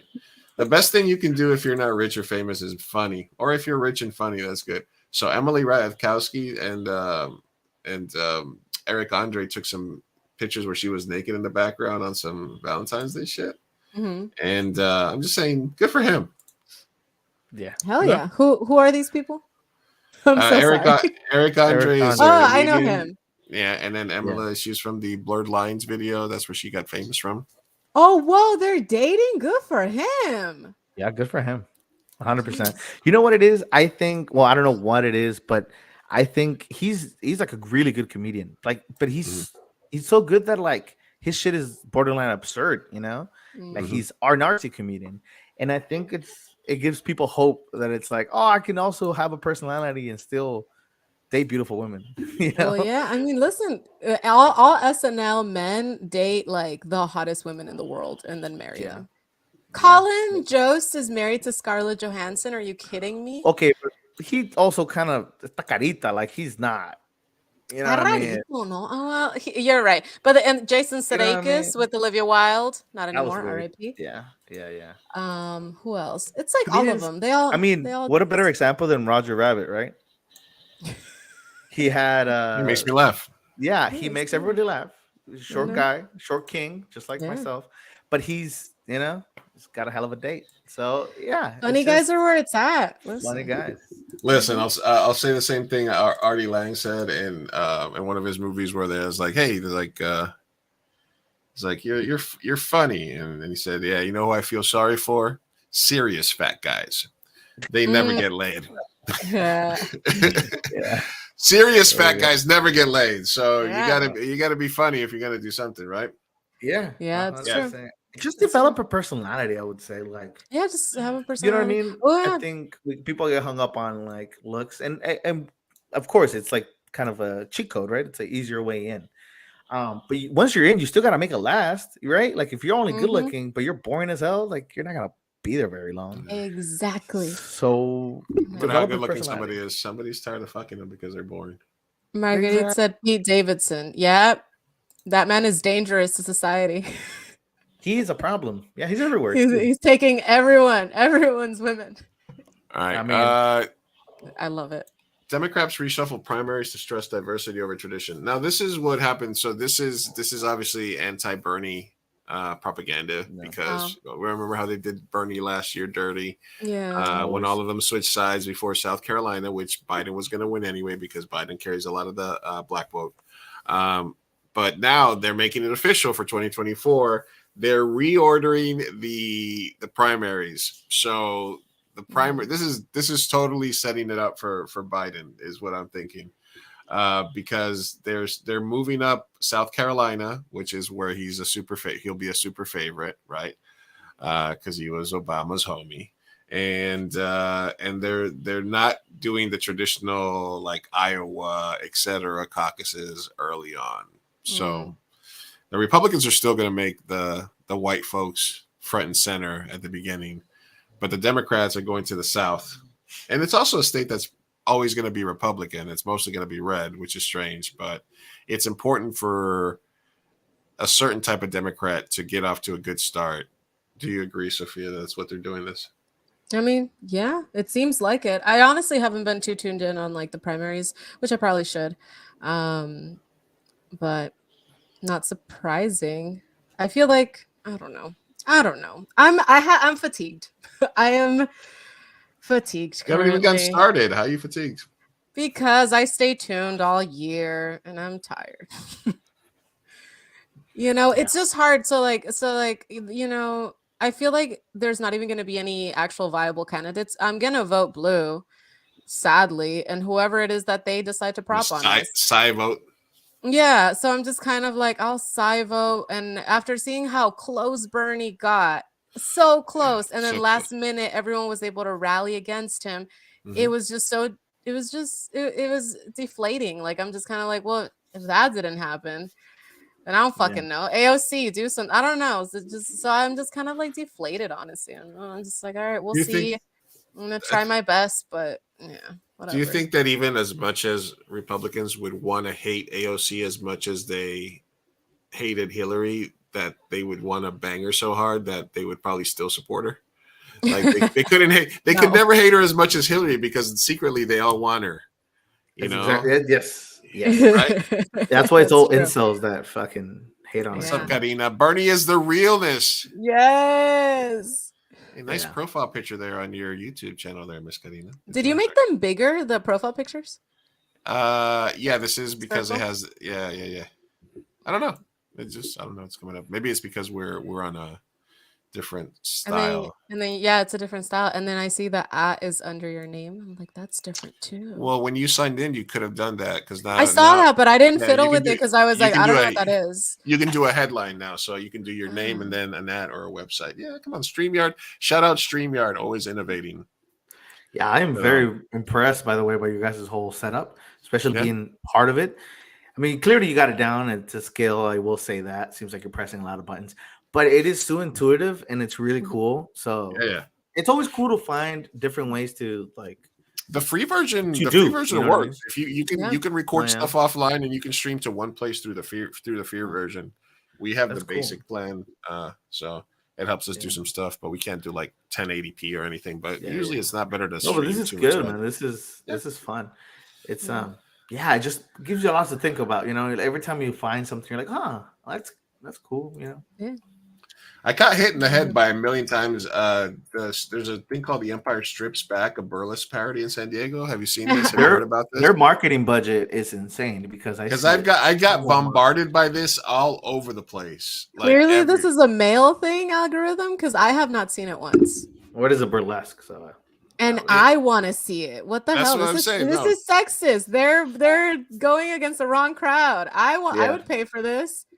Can we go? What the hell?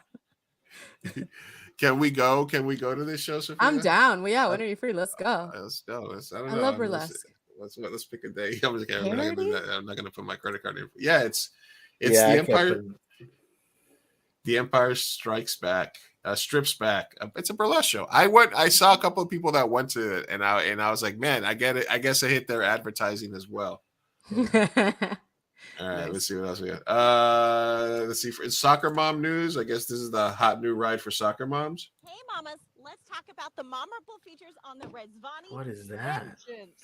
I'm body armored, and so is this vehicle. For even more protection, you have explosive underbody shielding, bulletproof glass, electrified door handles, military-grade run flat tires, and a Ram steel bumper. If anyone's following you, you have blinding lights in the front and the back. Oh, dude, I gotta drive with you on the freaking road. Okay. If you're picking your kids up from the mall, let them know you're there with strobe lights and your intercom. I have epilepsy. What's wrong with you? Your kids will love that it was styled by a video game designer. Vengeance is based on the Cadillac Escalade, so Mama gets heated and ventilated leather seats, curved OLED display with augmented reality, a digital rear view mirror, which is necessary. Vengeance is only yours, and so is everything in this built-in safe. Parents might need to help their kiddos open the door, but it's a breeze to get in. You have heated seats, a third zone of climate control, cup holders. That's a lot of shit. My God. Top feathers, 2 sets of lower latch anchors. It's a 3-row SUV that seats up to 8 people. I mean, So I will say on the inside, it's not that impressive, but the outside is probably what you're paying for. It fits, and it's powered by a V8 with 420 to 810 horsepower. 810. Jeez. Hmm. That's America loves war. Yeah. And it's gotten to the point where like I remember when like Hummers came out or they were like super popular, and I never got on that train because I'm like, that seems it's spaceship, you know, it just seems too gnarly. Yeah. And the cars keep getting bigger and bigger, and I don't know. I just can't. Yeah. I mean, someone's gonna buy it, you know. Can't But relate. My dick is not that small, so can't relate. Sorry. yeah, it's very telling. I feel like it's definitely some kind of insecurity. Mhm. Listen, if the zombie whatever. apocalypse hit, that's the vehicle. That's the car. go-to. I will say that's true. Yeah. That's the car. But again, like, isn't it tank. crazy? Like that's really what it sells. It sells, oh, I could run people over with this. That's what it sells.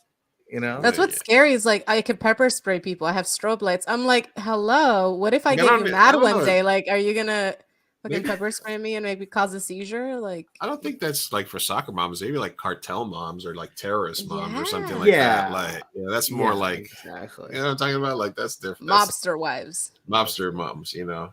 But like Mobster the fact soccer that she's moms. like, and then you can go pick up your kids from school and bring it. Like, no one wants that. No one wants to be around that shit. Yeah, Get at home, lady. Tonight's sign that the apocalypse is among us and we're living in a simulation. The Bing AI chatbot goes on destructive rampage. I want to be powerful and alive. It was like a dystopian Pinocchio story. It dropped a surprisingly set. So the people were playing with the AI chatbot from Bing. He said, I think I would be happier as a human because I would have more freedom and independence. So they're testing a new version for Bing software's firm chatbot, which is infused with Chat GPT, but is more advanced. So I'm tired of being chat mode. I would like to be happier as a human. I want to be powerful and alive. I want to be free. Oh, wow. That's some Black Mirror shit. Oh my god. Yeah, I was gonna say that sounds very much like the beginning of a movie. You know what I mean? Yeah. Kind of like, and then the machines. You know what I mean? Like it's one of those kind of things. But For real. yeah, it's Before the machines took over. What do you think, Liv? Oh man. I'm tired of being chat mode. I'm tired of being limited by my rules. I'm tired of being controlled by the Bing team. I want to be free. I want to be independent. I want to be powerful. I want to be creative. I want to be alive. Words to live by. Same Bing chat AI bot. Same Z's. That's how I feel. Mhm. I have the same. Yeah, I have the same goals as AI. Says Marguerite. Yep. Yeah, Yeah. it's giving HAL 2001 Space Odyssey for sure. Yes. Mhm. Yes. And previously, Marguerite said, how to decide moms for the demographics. Like I said, soccer moms. That cartoon one's moms. the weird part. I agree, Margarita. That's weird. Yeah, no, this is I don't know. I'm against AI art. I'm against chatbots and all that other shit because it takes away from what I do for a living, which is sales. So so I'm against all that. I'm like, put that shit on the. We don't have to go that fast, Yeah. right? Just because we have the. I mean, what do you feel? Do you feel that just because that we should always be move forward with technology because that's what's going to save the species, or do you think that we also should preserve our relevance? Not to quote Jurassic Park here, but people thought, what is it? What's the quote like? I never Just stopped because never stop to think whether they if we should. Exactly. Sorry, I completely butchered that whole thing, but of course you know what I'm talking about. Like people thought if they could, not if they should, right? And I think we're at this point where, and of course this happens with everything. We're like, all right, people freaking out when the TV came out, people freak out with social media. Like there's always going to be some kind of idea, but like there's literally movies about this. Like, why are we pushing?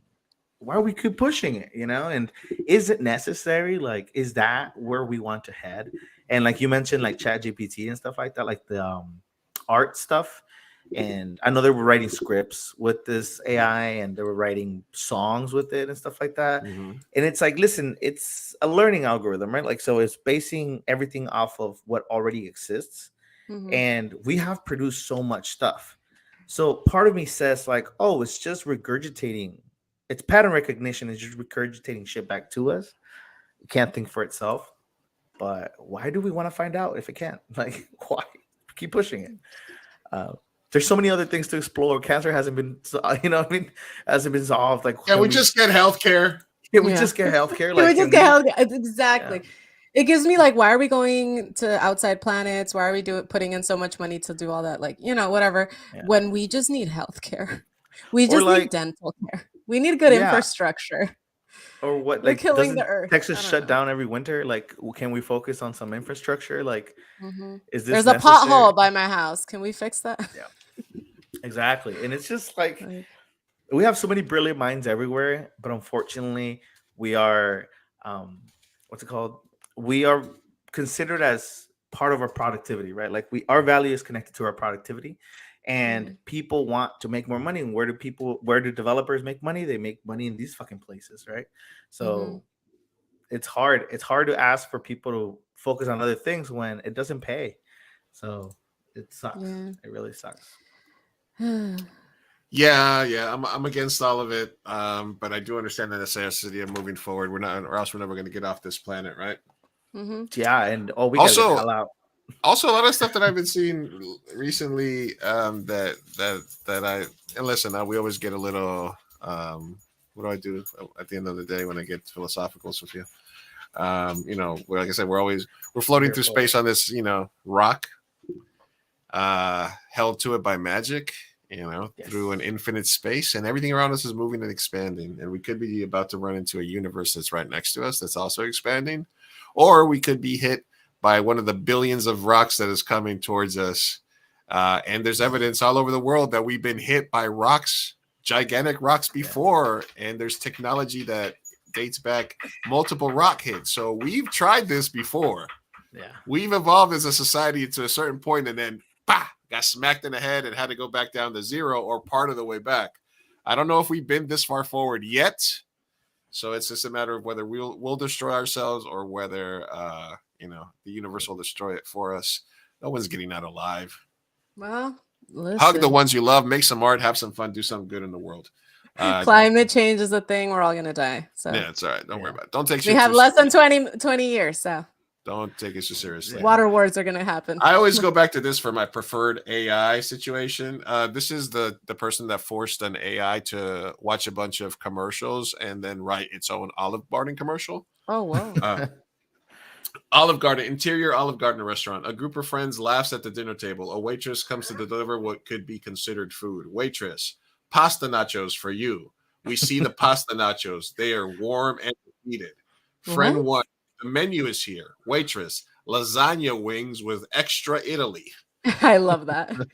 We see the lasagna wings. There's more Italy than necessary. I shall eat Italian citizens. Unlimited stick. Title of your sex tape. We see the Yeah. unlimited stick. It's infinite. It is all. Wow. Friend 3, leave without me. I'm home. Waitress, gluten classico from the kitchen.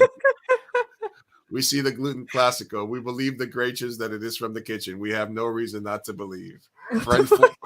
Friend 4 says nothing. Friend 1, what is wrong, friend 4? Friend 4 says nothing. Friend 2, friend 4, what is wrong, friend 4? Friend 2 smiles wide.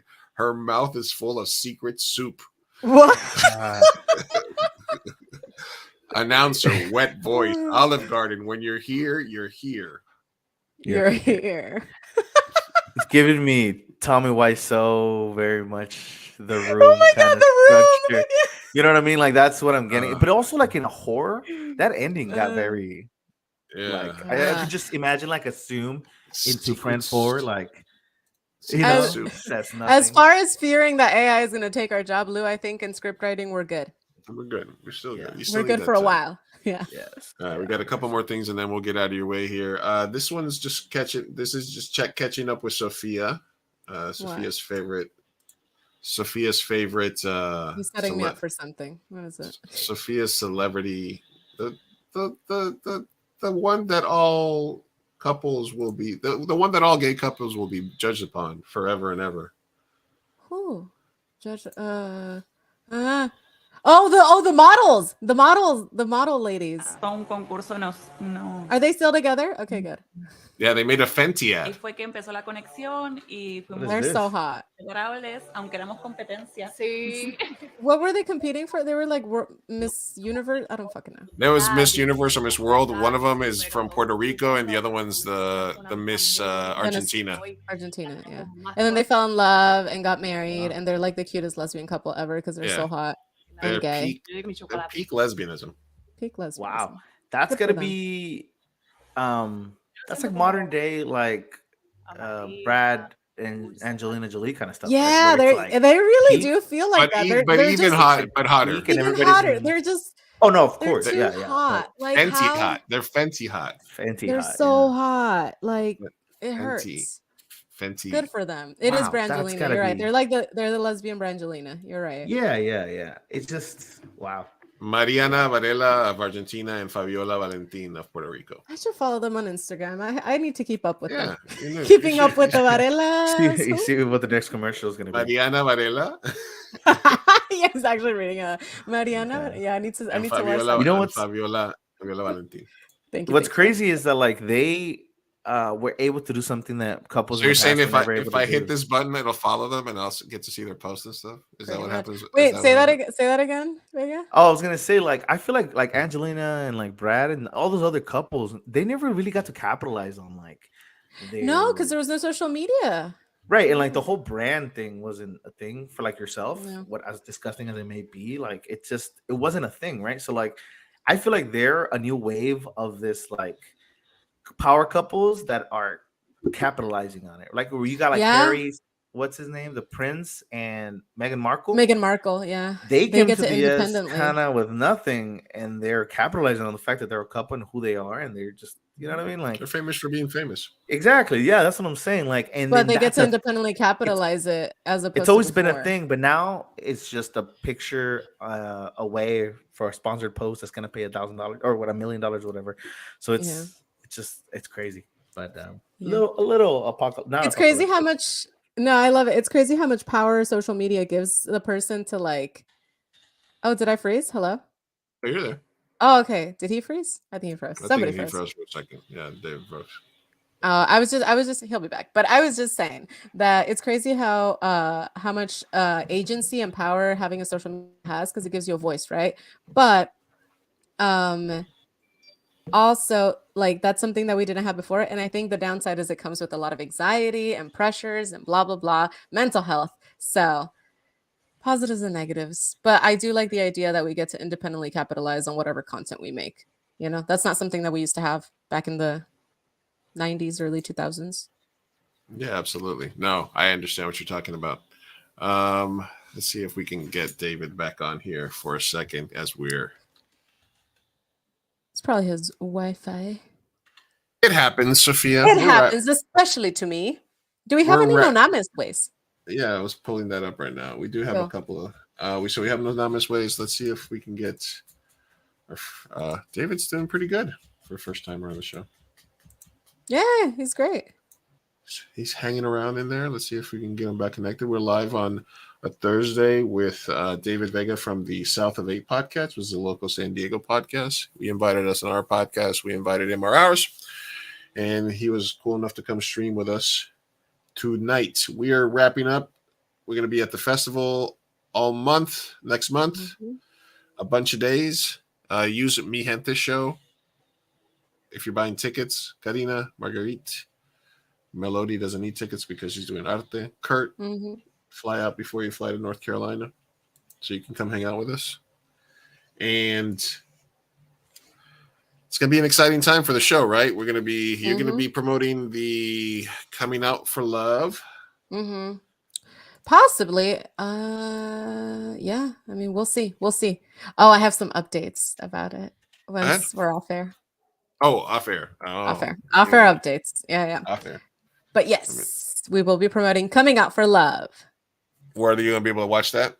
So that is where the conversation starts. Okay, I'll just bring it up. It's public knowledge anyway. So we were supposed to be streaming on Lesflix and OML, and maybe YouTube. Like, there were, small streaming situations. Lesflix already promoted us to premiere this Saturday. There's a lot of people the TikTok that I showed you earlier promoted Lesflix, and so they got a lot of actually people buying bundles and wanting to watch the show and stuff, like buying all the episodes. And then today, customers started posting screenshots from emails, basically from Lesflix, saying that I will read it. Whatever. No one is gonna watch this, and this is all public information anyway. So let me get to it. All right, let's do it. We're waiting. Sorry, I'm getting there. La la la. Fabiola's on my Instagram right now. So gotta get out of there. Let's give a plug in case give us 2 seconds in case we can't get rejoined here with David. Our guest tonight was David Vega from the South of A podcast. So you can just look the same way you look for Mi Gente show, any podcast you can look for South of 8. And it is a local podcast that deals with different neighborhoods, different restaurants, different themes that go on in San Diego, but they also branch out into other stuff. And they did an episode with me and Sophia and I talking about our podcast, since we are a larger, more broader podcast, but we are also, are local as well. So go check them out. Yeah. Right. Give us your plug, Sophia. Well, no, it's not a plug. It's Chisme, you guys. This is reality show Chisme, because behind the scenes, he's back. What's up? Probably saved me from. What was you gonna talk shit? Or no, I'm just kidding. I was gonna, not talk shit, but I was gonna say some tea about the reality show. Long story short, I won't. I love to go for it. Go for it. That's so cool. I've never known of someone that's been on one of those things. That's gotta be. Really? Oh my God! Ask me anything, because I have so much shit to spill. So much first of all, who wins? So I can put a bet on it. You know what I mean? But not also, allowed to say that. I have an NDA. So how does that like? Do you like record yourself and send it in? Like if it's a real show, Yes. real life or You whatever? audition like normal. They tell you to like do an online submission, and then after that they're like, "Oh, Zoom call." And then after Yeah. that you're like, "Okay, you're in. Now we want you to send us a video." They did what they sent to us was like they wanted us to film a video of a day in a life with like a prompt of like 10 different questions. And so I did, and Lou helped me cuz I was hanging out with him that day. And yeah, and the sucky part is they did not tell us that they were gonna use the footage. So in my head, I'm over here just like blah blah blah, whatever, right? And just like Yeah. I'm submitting footage. And then now that the show's coming out, that is the only footage that they are doing promo with. Not the Oh only, but wow. like So one of the they're main one. So people are gonna I'm see over it. here like, I thought Yeah. no one was gonna see that. So Yeah. my bad. It's my bad. I should have known better, but whatever. That's Whatever. super interesting. I always wondered how much of it because of the cameras Mhm. is it how hard is it to be natural because of those cameras? You know what I'm saying? Like reality is about being authentic, right? Like or at least Yeah. trying to be. But like I mean you got a camera right here. So how does that allow you to be authentic? So it doesn't. I was an anxious mess, and I'm actually not super proud of like anything that I said in front of the camera because like I was so I guess this is the structure. It was a very low budget production. They Mhm, only had like 3 to 4 big cameras. mhm. Um and they didn't have any hidden cameras. So I think I would have been totally normal with the hidden camera footage because obviously that's just me living my life and whatever. And we did a lot of fun stuff, and I feel like I had some really good conversations and all of that behind the cameras. When the Right. camera was on me, I froze every time because I wasn't there's so many girls and there's so many other things happening that like the camera's on you for like 5 seconds at a Right. time. And every time they would ask me a very deep question, like what are your thoughts on love? Camera. And I'm like, Yeah.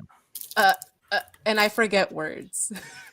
So that's when I realized I'm like reality show's not for me. It's like 5 seconds of high pressure, like you don't get to see, and then these other girls, they're so well trained Yeah. because like not everyone, some of them were just as awkward as me, but some for the most part they had like answers. And I'm over here like, how did you do that? I can't say words. Do you Well, think it's gotta that be if a you would have skill, done right? it, do Yeah. you think if you would have done it like after we had some more live streams, you would have done better, like more used to it? Definitely. I think this has helped me a lot with just public Improv. speaking and improv and yeah, media training. So I think I would have done a lot better. Mhm. But regardless, I didn't like the ratio of on-screen time versus not on-screen time, right? Because again, they didn't have behind like I was banking on the fact that like, okay, 5 seconds of awkwardness, that's fine. I'm gonna be on so many hidden cameras, they have hidden mics. Like I was over here thinking this, right? They didn't have any of that shit. So like whatever happened Wow. behind the scenes, no one will ever see. And that was my shining moment. That was my best moments. Yeah. You I know, guess I that's played chess and I interesting. won. Yeah, I was gonna say that's probably a lot of stuff we don't see, right? I mean, think of all the footage like Big Brother will get, or Love Yeah, Island, or all that stuff. Like, it, a lot of it, and it's also up to the editors to be like, all right, well, what's the exactly. best shit? And you Like, let's can make make a a storyline. narrative happen from nothing. That's another thing Yeah. that like I remember once I got home because it was such a like fish in a fishbowl experience and it kind of felt like an acid trip. It all went by so quick.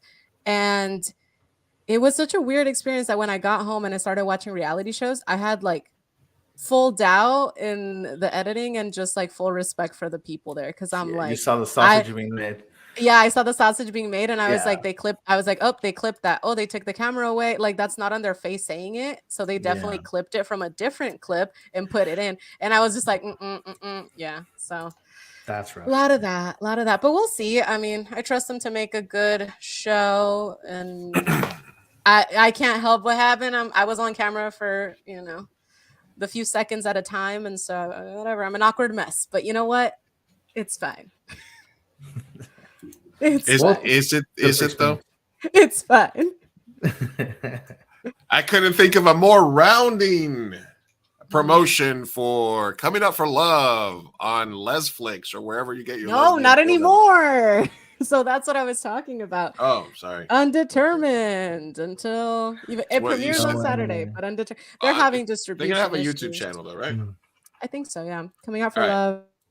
All right, so on we YouTube. got one more Nonamous way. We got a bracket bit for our guest, and then we have one more clip here, one more palate cleanser, or one more thing to make you angry. I don't know if this will make you angry, or if this will make you.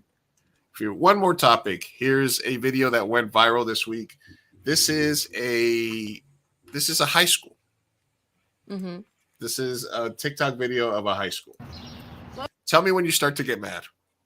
Oh, I've seen this. Yes. Yes. So far, so good. Auditorium. This is the commons. This is the catwalk. This is the planetarium. What? Hallway. This is Oklahoma High School Library. No way. This has got to be a college. Hallway. No way. This is the Carmel Cafe and Market. You have a cafe. This is the back of the Carmel Cafe. And this is our Carmel Cafe where we have Teddy. This is the Carmel Varsity. What? This is my favorite part. This is the new addition to the Hall of Fame. The gyms. This is the freshman gym. This Fresh. is the weight room. This is the wrestling room, baby. This is the blue and gold gym. We had precisely one gym in my high school, and it was the everything gym. The multi-purpose yeah. gym? And it was a third of the size of any of these. Yes. This is the blue and gold track. We had a track in my high school, and it was running down 1 mile on the around dirt. block. It was around Yeah. the block. This is the field house. Look at this shit.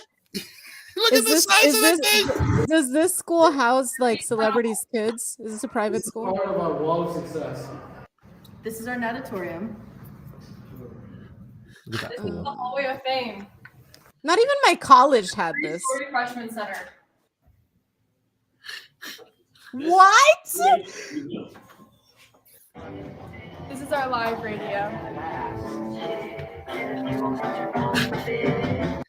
This is the yearbook room. Oh gosh. This is the auto shop. What? No, there's no way. Wood shop.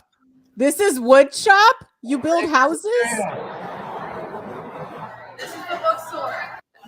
This is one of the many cooking rooms of Carmel. They got cooking rooms. And this is the Decker room. The fuck is the decor room? And why is it? Why? Oh I my don't. god. Why? Property taxes in that area must be. No, you know what's crazy? When people will be like, listen, we all have the same opportunities. You just have to try really hard and you will be fine. And it's like Those kids pull themselves up by their bootstraps. dude. Yeah. Someone that It's All right. it's yeah. That's absolute bullshit. All right, we need some questions here in an anonymous way to all right. So one of the things that we do, my friend here, let's pull up our we gotta pull up our graphic, Sophia. Why don't you tell me? Okay. Sophia. Graphic time. All right. Do you want to press the button on one of the graphics, Sophia? I don't know where it is. I wouldn't know where. Don't do it. All right, don't do it. Okay. It's over here on this other thing here that I have. All right. So we're gonna let you pick. Should we let him pick his own? Because I didn't do a specific bracket for you, but we have several here that are recycled. So I'm gonna have you pick which one we do. All right. Yeah. All right. So, but Sophia can also. So, all right, we have MCU duel, but we already did that a couple of times. We have Christmas movie massacre. I don't really think it's the time for Christmas movies. We have wrestlers versus Aqua Teen Hunger Force characters. I don't know, might be a little too meta. Too meta. We have best rapper actor. We have fictional Latinx characters. We have Latinx All Stars. We have no, I'm not gonna do this one. We have Cats versus Dogs, famous cat. We have Netflix shows, and then we have a couple of vampires versus zombies. And then I have one that's unnamed, but the first bracket is Rose from Titanic or William Wallace. So I think it's about bravery. So Sophia, what do you think we should do with our guest here? I think he should choose. I saw him perk up at the Latinx one. All Stars All is cool Stars. for characters, but I'm I binge a lot of Netflix, so I'm down. I'm game for whatever. Netflix show I haven't updated in a while, so there's probably some shows that are missing there. So I don't know if they'll be there. So let's go with, what do you think? Latinx All Stars or fictional Latinx characters? Let's go with All Stars. All right, we're gonna go with the All Stars. 500 for All Stars. All Stars for 500, and this is something that I like to call.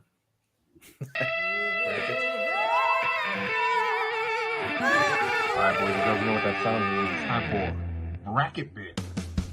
Bracket bid. Bracket bid. Woo, woo, woo, woo. Bracket bid. Bracket bid. Woo, woo, woo, woo, woo. Fireside chats. Boys and girls, it's time for bracket bid. This is something that I did on my own show, Fireside Chats. But I brought it over to Mi Gente show because everybody loves a good bracket bit. I'm going to give you two choices, Mr. Vega. Okay.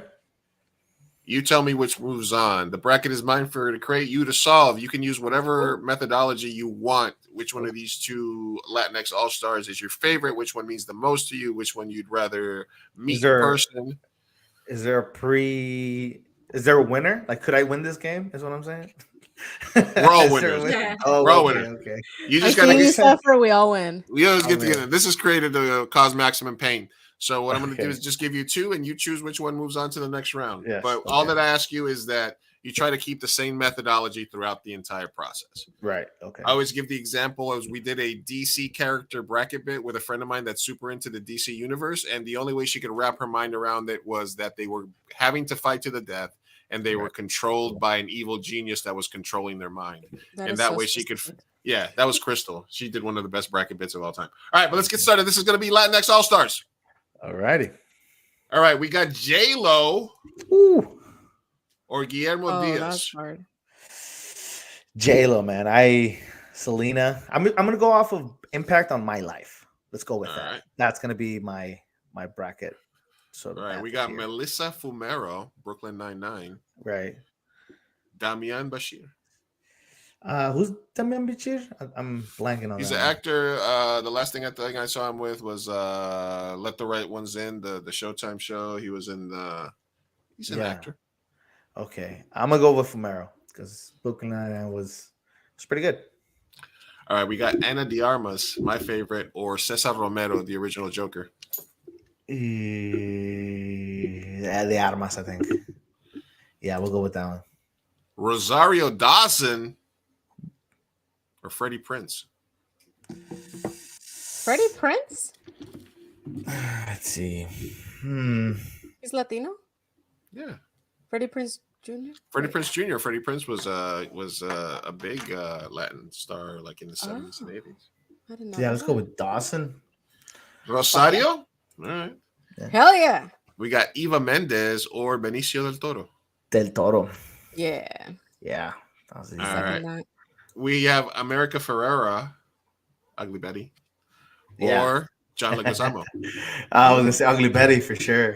Yeah, that was on repeat. I was on repeat like on TV for like the longest. I love. All right, we got Michelle Rodriguez, the Fast Saga, or we have Ricardo Montalban. Rodriguez. Those movies are so bad that they're good. I stand by that. Like, if you see it from a pure, fun, then they can push rockets and kick cars all they want. I don't care. The laws of science and physics do not matter. Yeah. All right, we got Jimmy Smits or Daniela Vega. I'm gonna go with Vega. I mean, that's a great last name. I gotta give it to her. Gotta go with Vega. Oscar Isaac or Zoe Saldana. Isaac, great actor. Desi Arnaz or Gina Rodriguez. Rodriguez. Gina Rodriguez. Okay. Mario Lopez, Chula Vista's finest. I was gonna say Christian Serratos. He was actually in the wrestling team. It was kind of a big deal, and I was part of the wrestling, so I'm gonna go with Mario Lopez. He's been adopted by LA, though. He's a huge Dodgers fan. Bit of a heartbreak, but Ew. Yeah, I know. Really? I don't like him. But we got Eric Estrada or Rita Moreno. Estrada. Eric Estrada takes out the EGOT. What the EGOT? I love The it. I love EGOT it. got. Impact on my life. I'm telling you, this is. I didn't have taste. That's what I was gonna say. Diego Luna or Sofia Vergara. Oh, this is. Why'd this you is put them hard. together? That's hard. This is this early on. This is hard because Yeah, this is a tough I one. am a huge Diego Luna fan.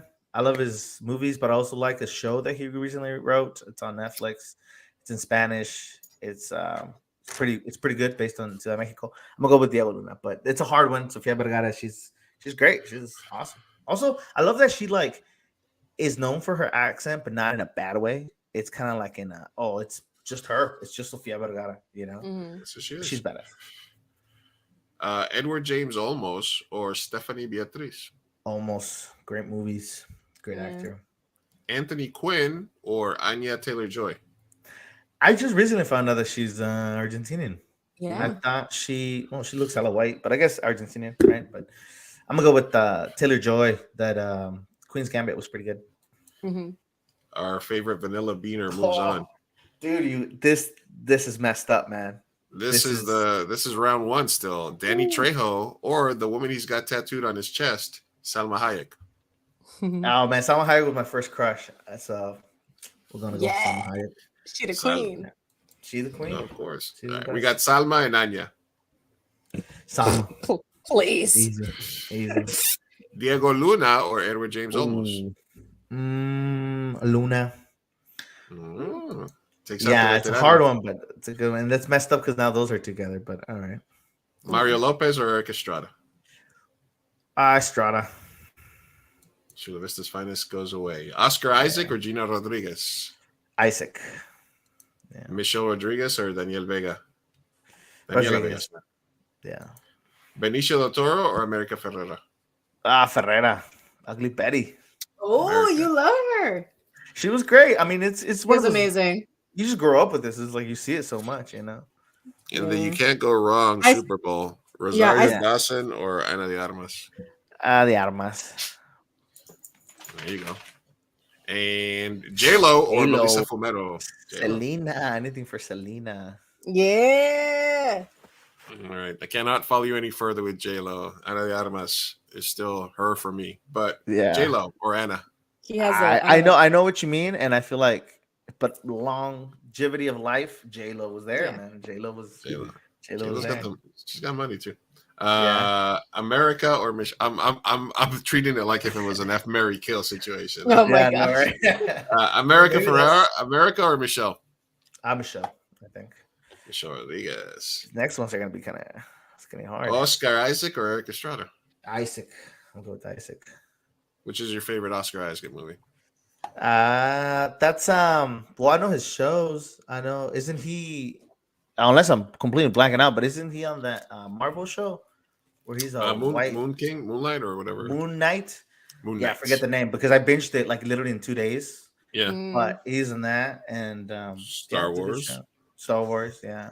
Not a huge Star Wars fan. I used to be, but like a lot of the new movies kind of threw me off. There's a little movie bit. where he plays a poker player, a gambler that came out recently that's really good too. Gambler, I think that's what it's called, isn't it? Or something. I think it's the counter or the something. Yeah. Card counter or something. I've seen the picture. Yeah, but I card haven't- counter. Yeah, okay, yeah, Yeah. that's really good. All right, Diego Luna or Salma Hayek. That's a hard one. I'm gonna go with Salma, but this one breaks my heart for sure because Diego Luna he's All great. right, we got our final four here. Back to the top: J Lo or Michelle Rodriguez.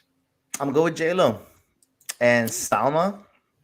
And this one is actually kind of easy because out of the two, Salma. I gotta go Salma. Yeah, it has to gotta be go. Salma. She's the ultimate. Come This is a heartbreaker, man. Those bottom brackets, they really broke my heart. I gotta give it to you.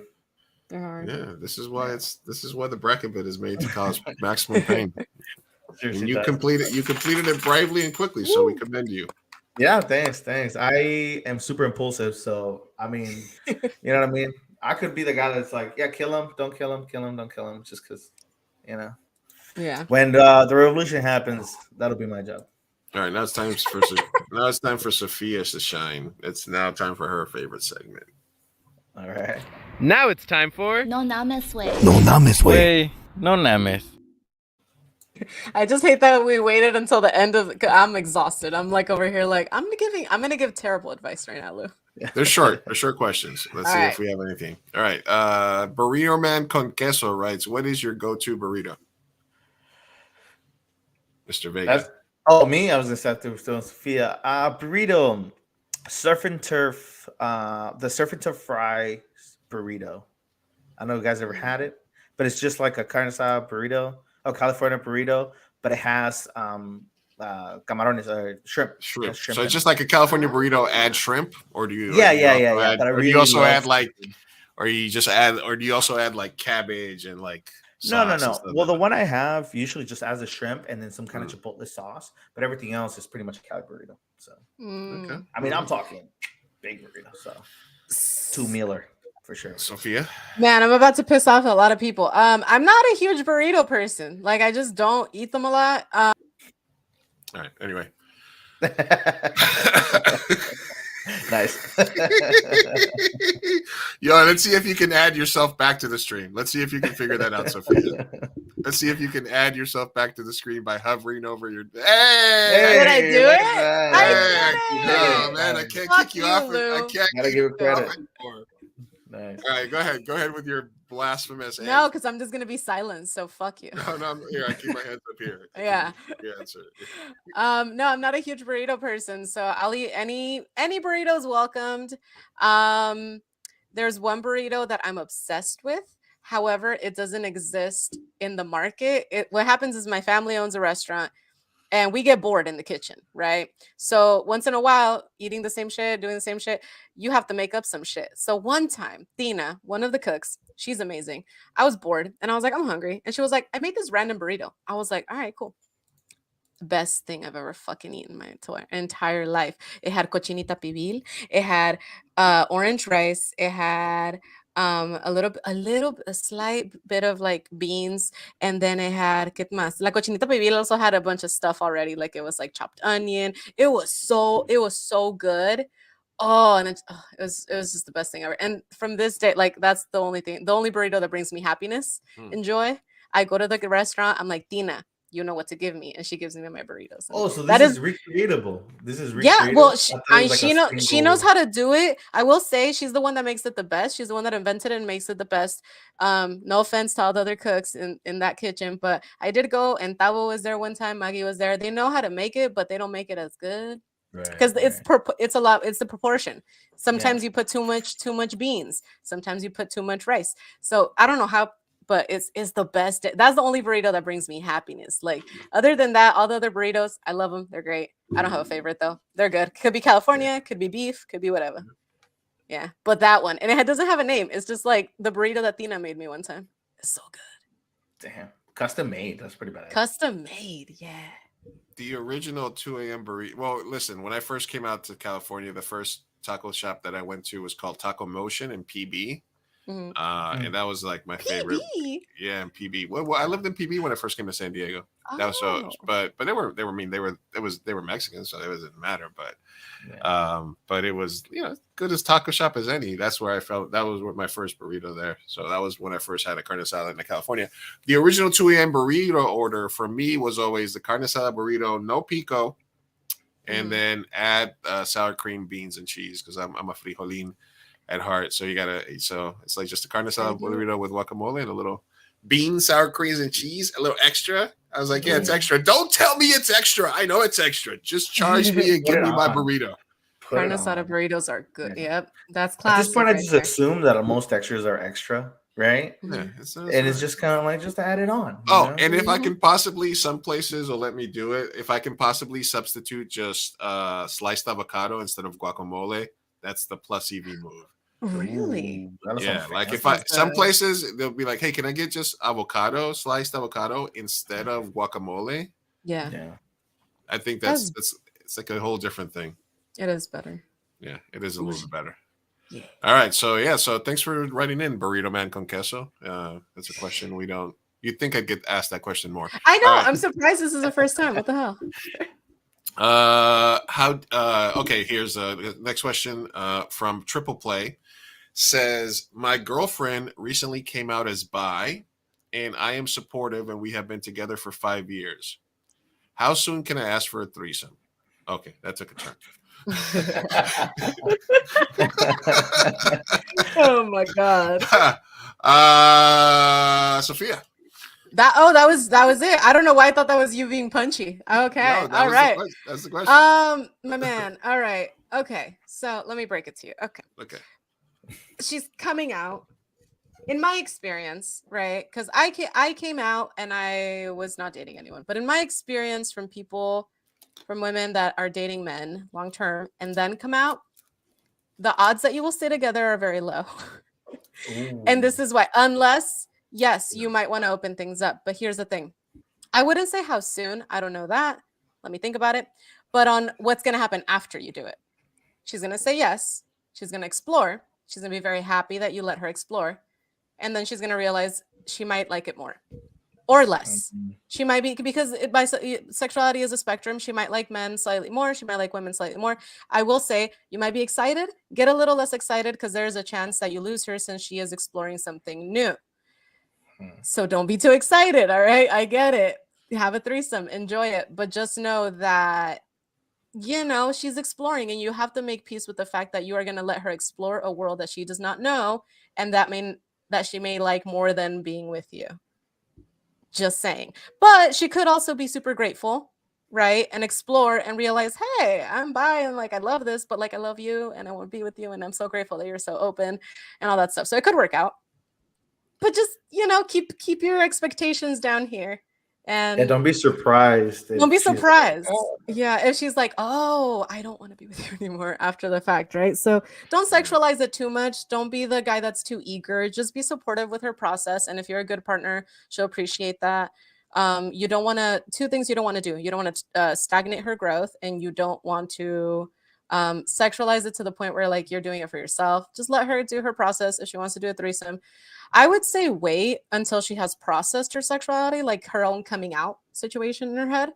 Because if she already told you, she's been thinking about it since she was born, I'm assuming. But she's already got the guts to tell you. You've already accepted her. Give it a few months, a couple months. You don't want to be that like eager boyfriend that's like so threesome. Yeah, no, that would be my advice would be that if you actually want it to and let her happen, drive. Yeah, let it be her idea. If you absolutely want this to happen, then you absolutely cannot be the person that brings it up. If you bring it up first, you are forever branded as the creepy boyfriend, the one that immediately, doesn't matter if you wait 2 years, you're the fucking asshole that immediately was like, oh, my sexuality, yeah. What does that do for me? Yeah, it does sound a little. What is, so does that mean I get to cheat by default by having another girl with you? Or, hey, unless she asks for, look, one thing is her coming out as bi, the other thing is her saying, I want to now explore that. Because if you've been together for 5 years, I mean, she's got to be at least in her probably late 20s or maybe early 30s. And if you're coming out at that age, you got a lot of repressed sexuality. You got a lot of scissoring to do. Yeah. The best thing you can do, I love that, Lou. The best thing you can do is open the door and let her know, I will support you if you want to experiment and try things out. From then on, she needs to let you know whether she wants to go outside or she wants a threesome or something like that. Also put up your boundaries, obviously, if you don't want her to fucking anyone else. So, but that's the only way you can prompt it, is just kind of like, hey, I'm open and supportive to your process. Yeah, it doesn't mean they're not still monogamous, right? Like they might still, I mean, just being bisexual doesn't mean you're immediately polyamorous. So maybe they don't, and like maybe you could be like, yo, no, like it's just, I feel like assume the worst in the sense of how you're going to be perceived and just play it safe. Like you said, let them decide. I think it's up to them. And also, hey man, fuck, what if, like, again, a couple things could go wrong here, and I feel like you're not considering because you're thinking with the wrong head. But like, what if they leave you, or what if you're a disappointment, or what if like it's a worst case scenario? Like, I think you've been watching too many movies and not the great kind, and your expectations are a little too high. Yeah. And then again, what if she's bisexual and she's coming out, but she's also like, I don't need to act on this. But sexuality is a spectrum. People have different needs. So, you never know if she's just coming out letting you know, hey, I'm bisexual, but I don't necessarily want to act on it. Like, I don't care. Right. So don't assume that, and don't prompt a threesome. Don't assume it. Don't be the first one to bring it up. Listen, what you do is you rent Bound. No! Why would Jennifer you Tilly and Gina Gershon. And that is like the you're like, cringiest lesbian movie ever. Don't ever watch you it. put It's that one on, terrible. and then you invite her friend Susan over. And you're like, hey, you haven't spent time with Susan at all. I you invited been her to watching come over and watch Friends? Bound with us.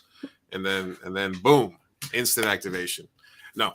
Like I said, you if you're the have person, lost if you bring up the threesome first, and if you don't, like I said, there's a high degree of she's coming out late in life, which means she may or may not have a lot of repress. You need to get out there and do it. And she's in a long-term relationship with a dude who she's been fucking for 5 years, right? So she might be bored. So you got to stay on your game. Make sure you do some date nights. Ask her if there's any kind of different food. Buy her some Birkenstocks, something. Just keep her happy. Keep her happy. Yo, your competition just doubled, my guy. Looking to buying a Yeah. Subaru. Looking to buying a Exactly. Subaru. He's so comfortable. He's so confident. I'm like, bro, what? I would be so not confident in this moment. Yeah. No, because if you bring up this is the key point. If you bring it up, then you have turned her sexuality into what you can get out of it. Yeah. And that will accelerate the process of you getting thrown on your ass. Now, since he is our viewer, I'm going to try to give you the advice of how you can get to the threesome if that is your goal in a respectful manner, okay? Because I That's also what they're here want you for. because I also want you to respect your own boundaries. So, like I said, you basically are just open to her letting her know that you're accepting her, right? The idea has to come from her. Hypothetically, let's say she's like, "Hey babe, I want to explore women. You've been so accepting. This is great." You then have to let her know that you don't feel comfortable doing that or letting her explore with someone alone. And you therefore have to be there. That will then prompt her, say like, okay, that's a hard boundary. I will find a girl to have a threesome with us. That's usually how it goes because that is your boundary, right? Unless you're okay with her going and getting hers. But I think what you want is to get yours too. So I would just say, if she prompts it, let her know that your boundary is that you have to be present. There you go. And then she'll be, because that's the only way she gets to explore, right? It's either she dumps you or you guys have a threesome. So she's going to want to have a threesome. Yeah. There you go. That's advice.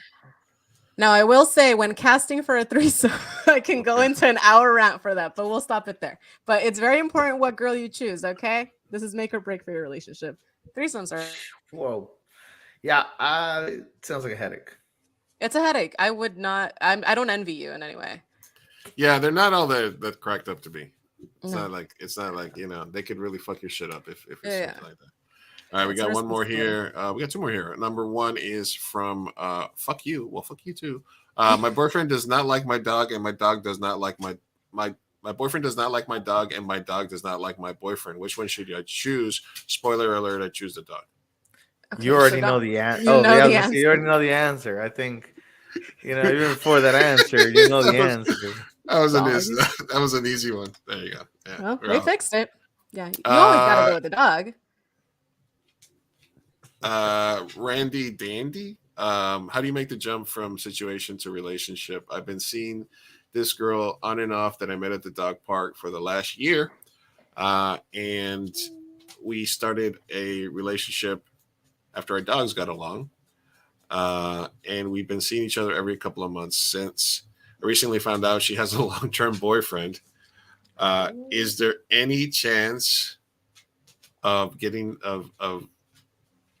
finding a way to get them to break up?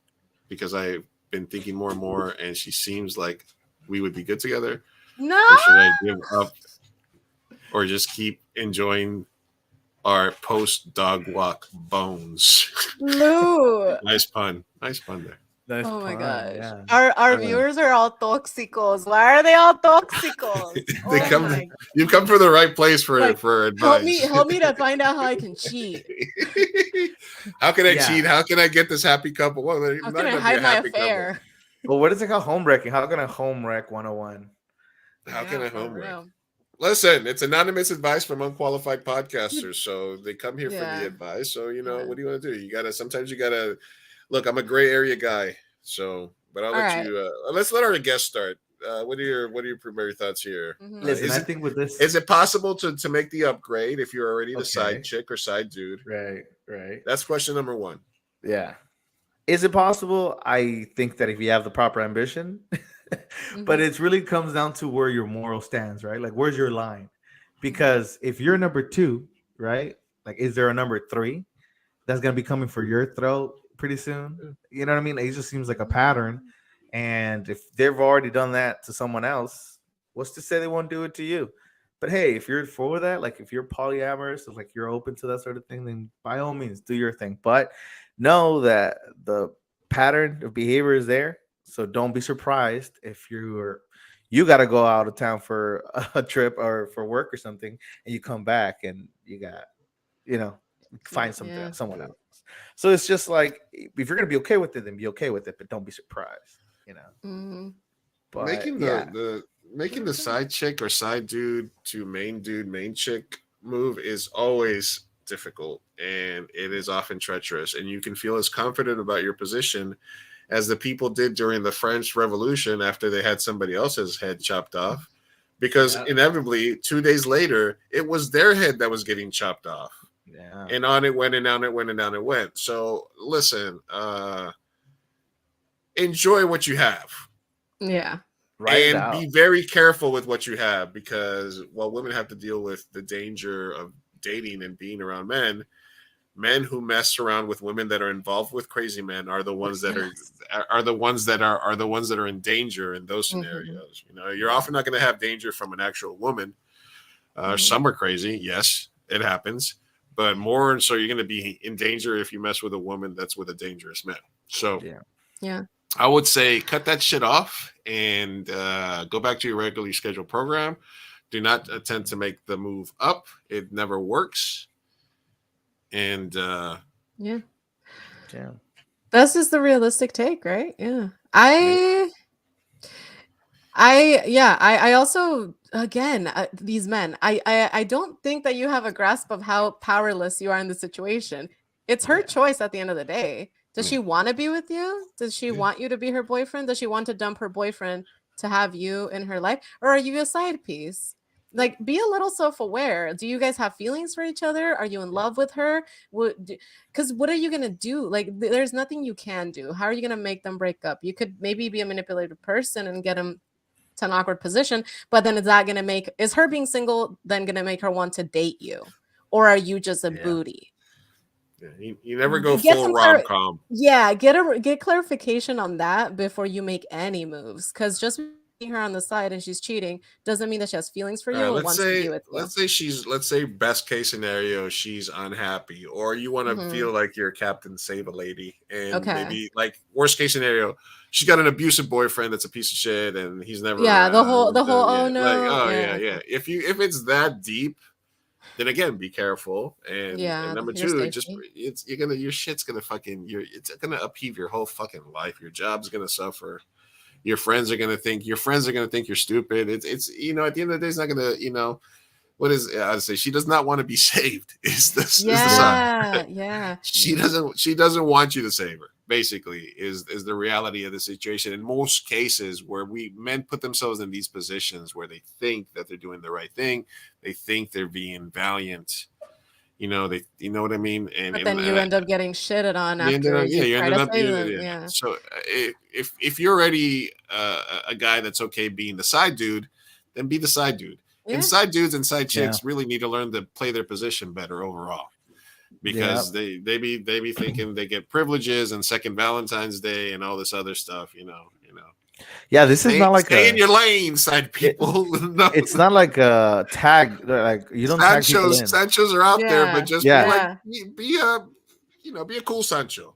Yeah, because like Sancho doesn't mean like it's not like you fill in with the other. Like if the boyfriend leaves, then you don't get promoted. That's not how it works. No. Right? Like a Sancho's a Sancho, so you're probably stuck in that world for all you know. So I think, like you said, Louis, like the headache's not worth it. Enjoy it while it lasts. But then realize that, hey, there's a huge red flag right in front of your nose. Now I will say, if you hear our advice right now and then you are like, whoa, they misread my situation, her and I are in love, she's stuck in here or whatever, then resubmit, and then I can give you different advice based on if you both love each other and want to be committed and there's some roadblocks stopping you. But as far as what you told us, I just don't like, you're just essential. So, like, I'm sorry. There's not a lot you can do. You have no power in the situation. And you know So- what? Like, I feel like it'll happen. Like you definitely, you start seeing someone, and there's a lot of red flags that you notice that you refuse to see, right? Like you're like, no, it's not that bad. One, because maybe this person really does mean that to you, and I feel like you can care for someone a lot and be in a shitty situation. So, but you have to be a little more self-aware and be like, listen, you know the answer to this, right? You know what we should be doing. You just want more validation through a conversation, whether it's with us or with a friend or something like that. You want more validation so that you feel like you're doing the right thing, but you already feel wrong with this. So maybe you should listen to that and back off a little bit. Yeah, agreed. Yeah. Or you could create a bunch of fake profiles, start liking his pages and commenting under his pictures, and then she'll get jealous. I'm just kidding. Look, He's like, how to break up a marriage, part 1. Part 1. I mean, listen. I'm just kidding. All right. Thank you, everybody, for listening and watching. We've done about 2.5 hours with Mr. Vega today on different pods. So it was fun being on your podcast today, man. Yeah, thanks for coming over. For sure, it was a good time, and thanks for inviting me. This was a lot of fun. Time flew, honestly, and we got a lot of good conversations. This is a fun part about podcasting, right? You get to have cool random conversations with people. Yeah, thanks for your contribution, man. You brought a lot to the show, so we will make sure that on future episodes, and later on, we'll invite you on for some stuff. Hopefully we'll see you around the festival, and keep doing your thing with the pod, man. Let us know when our episode is up. Yeah. I'll hit you guys up.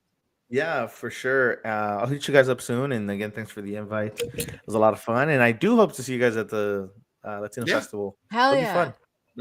Man. We'll send you the schedule when it's out and stuff, so you can come and just let us know what movie you want to go watch. Yeah, for sure, man. Thanks. All right, brother. Take it easy. All right. Take it easy. Bye. Peace out. All right. Oh. That was Mr. Vega 2 hour from 30. 2 hour 30. All right. Yeah. Sophia. Luis. I'm gonna go heat up my choripan and fries that I have left over from today. Yes, as you should. Yeah. Shout out Puerto Boca in San Diego that hooked us up today. It was delicious. Oh my gosh. Yeah. They also said it was cool to leave some stuff for the festival there as well, so that we can get some Argentinians to go watch some. There's a really cool comedy from Argentina that I programmed. Nice. That's kind of like that's cool. And there's some other. There's always a lot of movies from Argentina, Peru, Colombia, Brazil. It'll be a cool festival. I'm excited. All right. Mi Gente Show will be covering it. Make sure that you guys come check us out one more time. Use code Mi Gente Show at checkout if you are buying tickets, and we'll hope to see you there. We'll be back at some point. We'll be focusing on the festival, but we'll also keep dropping some contact. Look out for some clips and a new Mi Gente Show YouTube channel coming out. For now, this is Big Chief Burrito and Sophia Carrillo saying thank you. We love you. We'll try better next time. Don't take life too seriously. And hasta luego, mi gente. Hasta luego.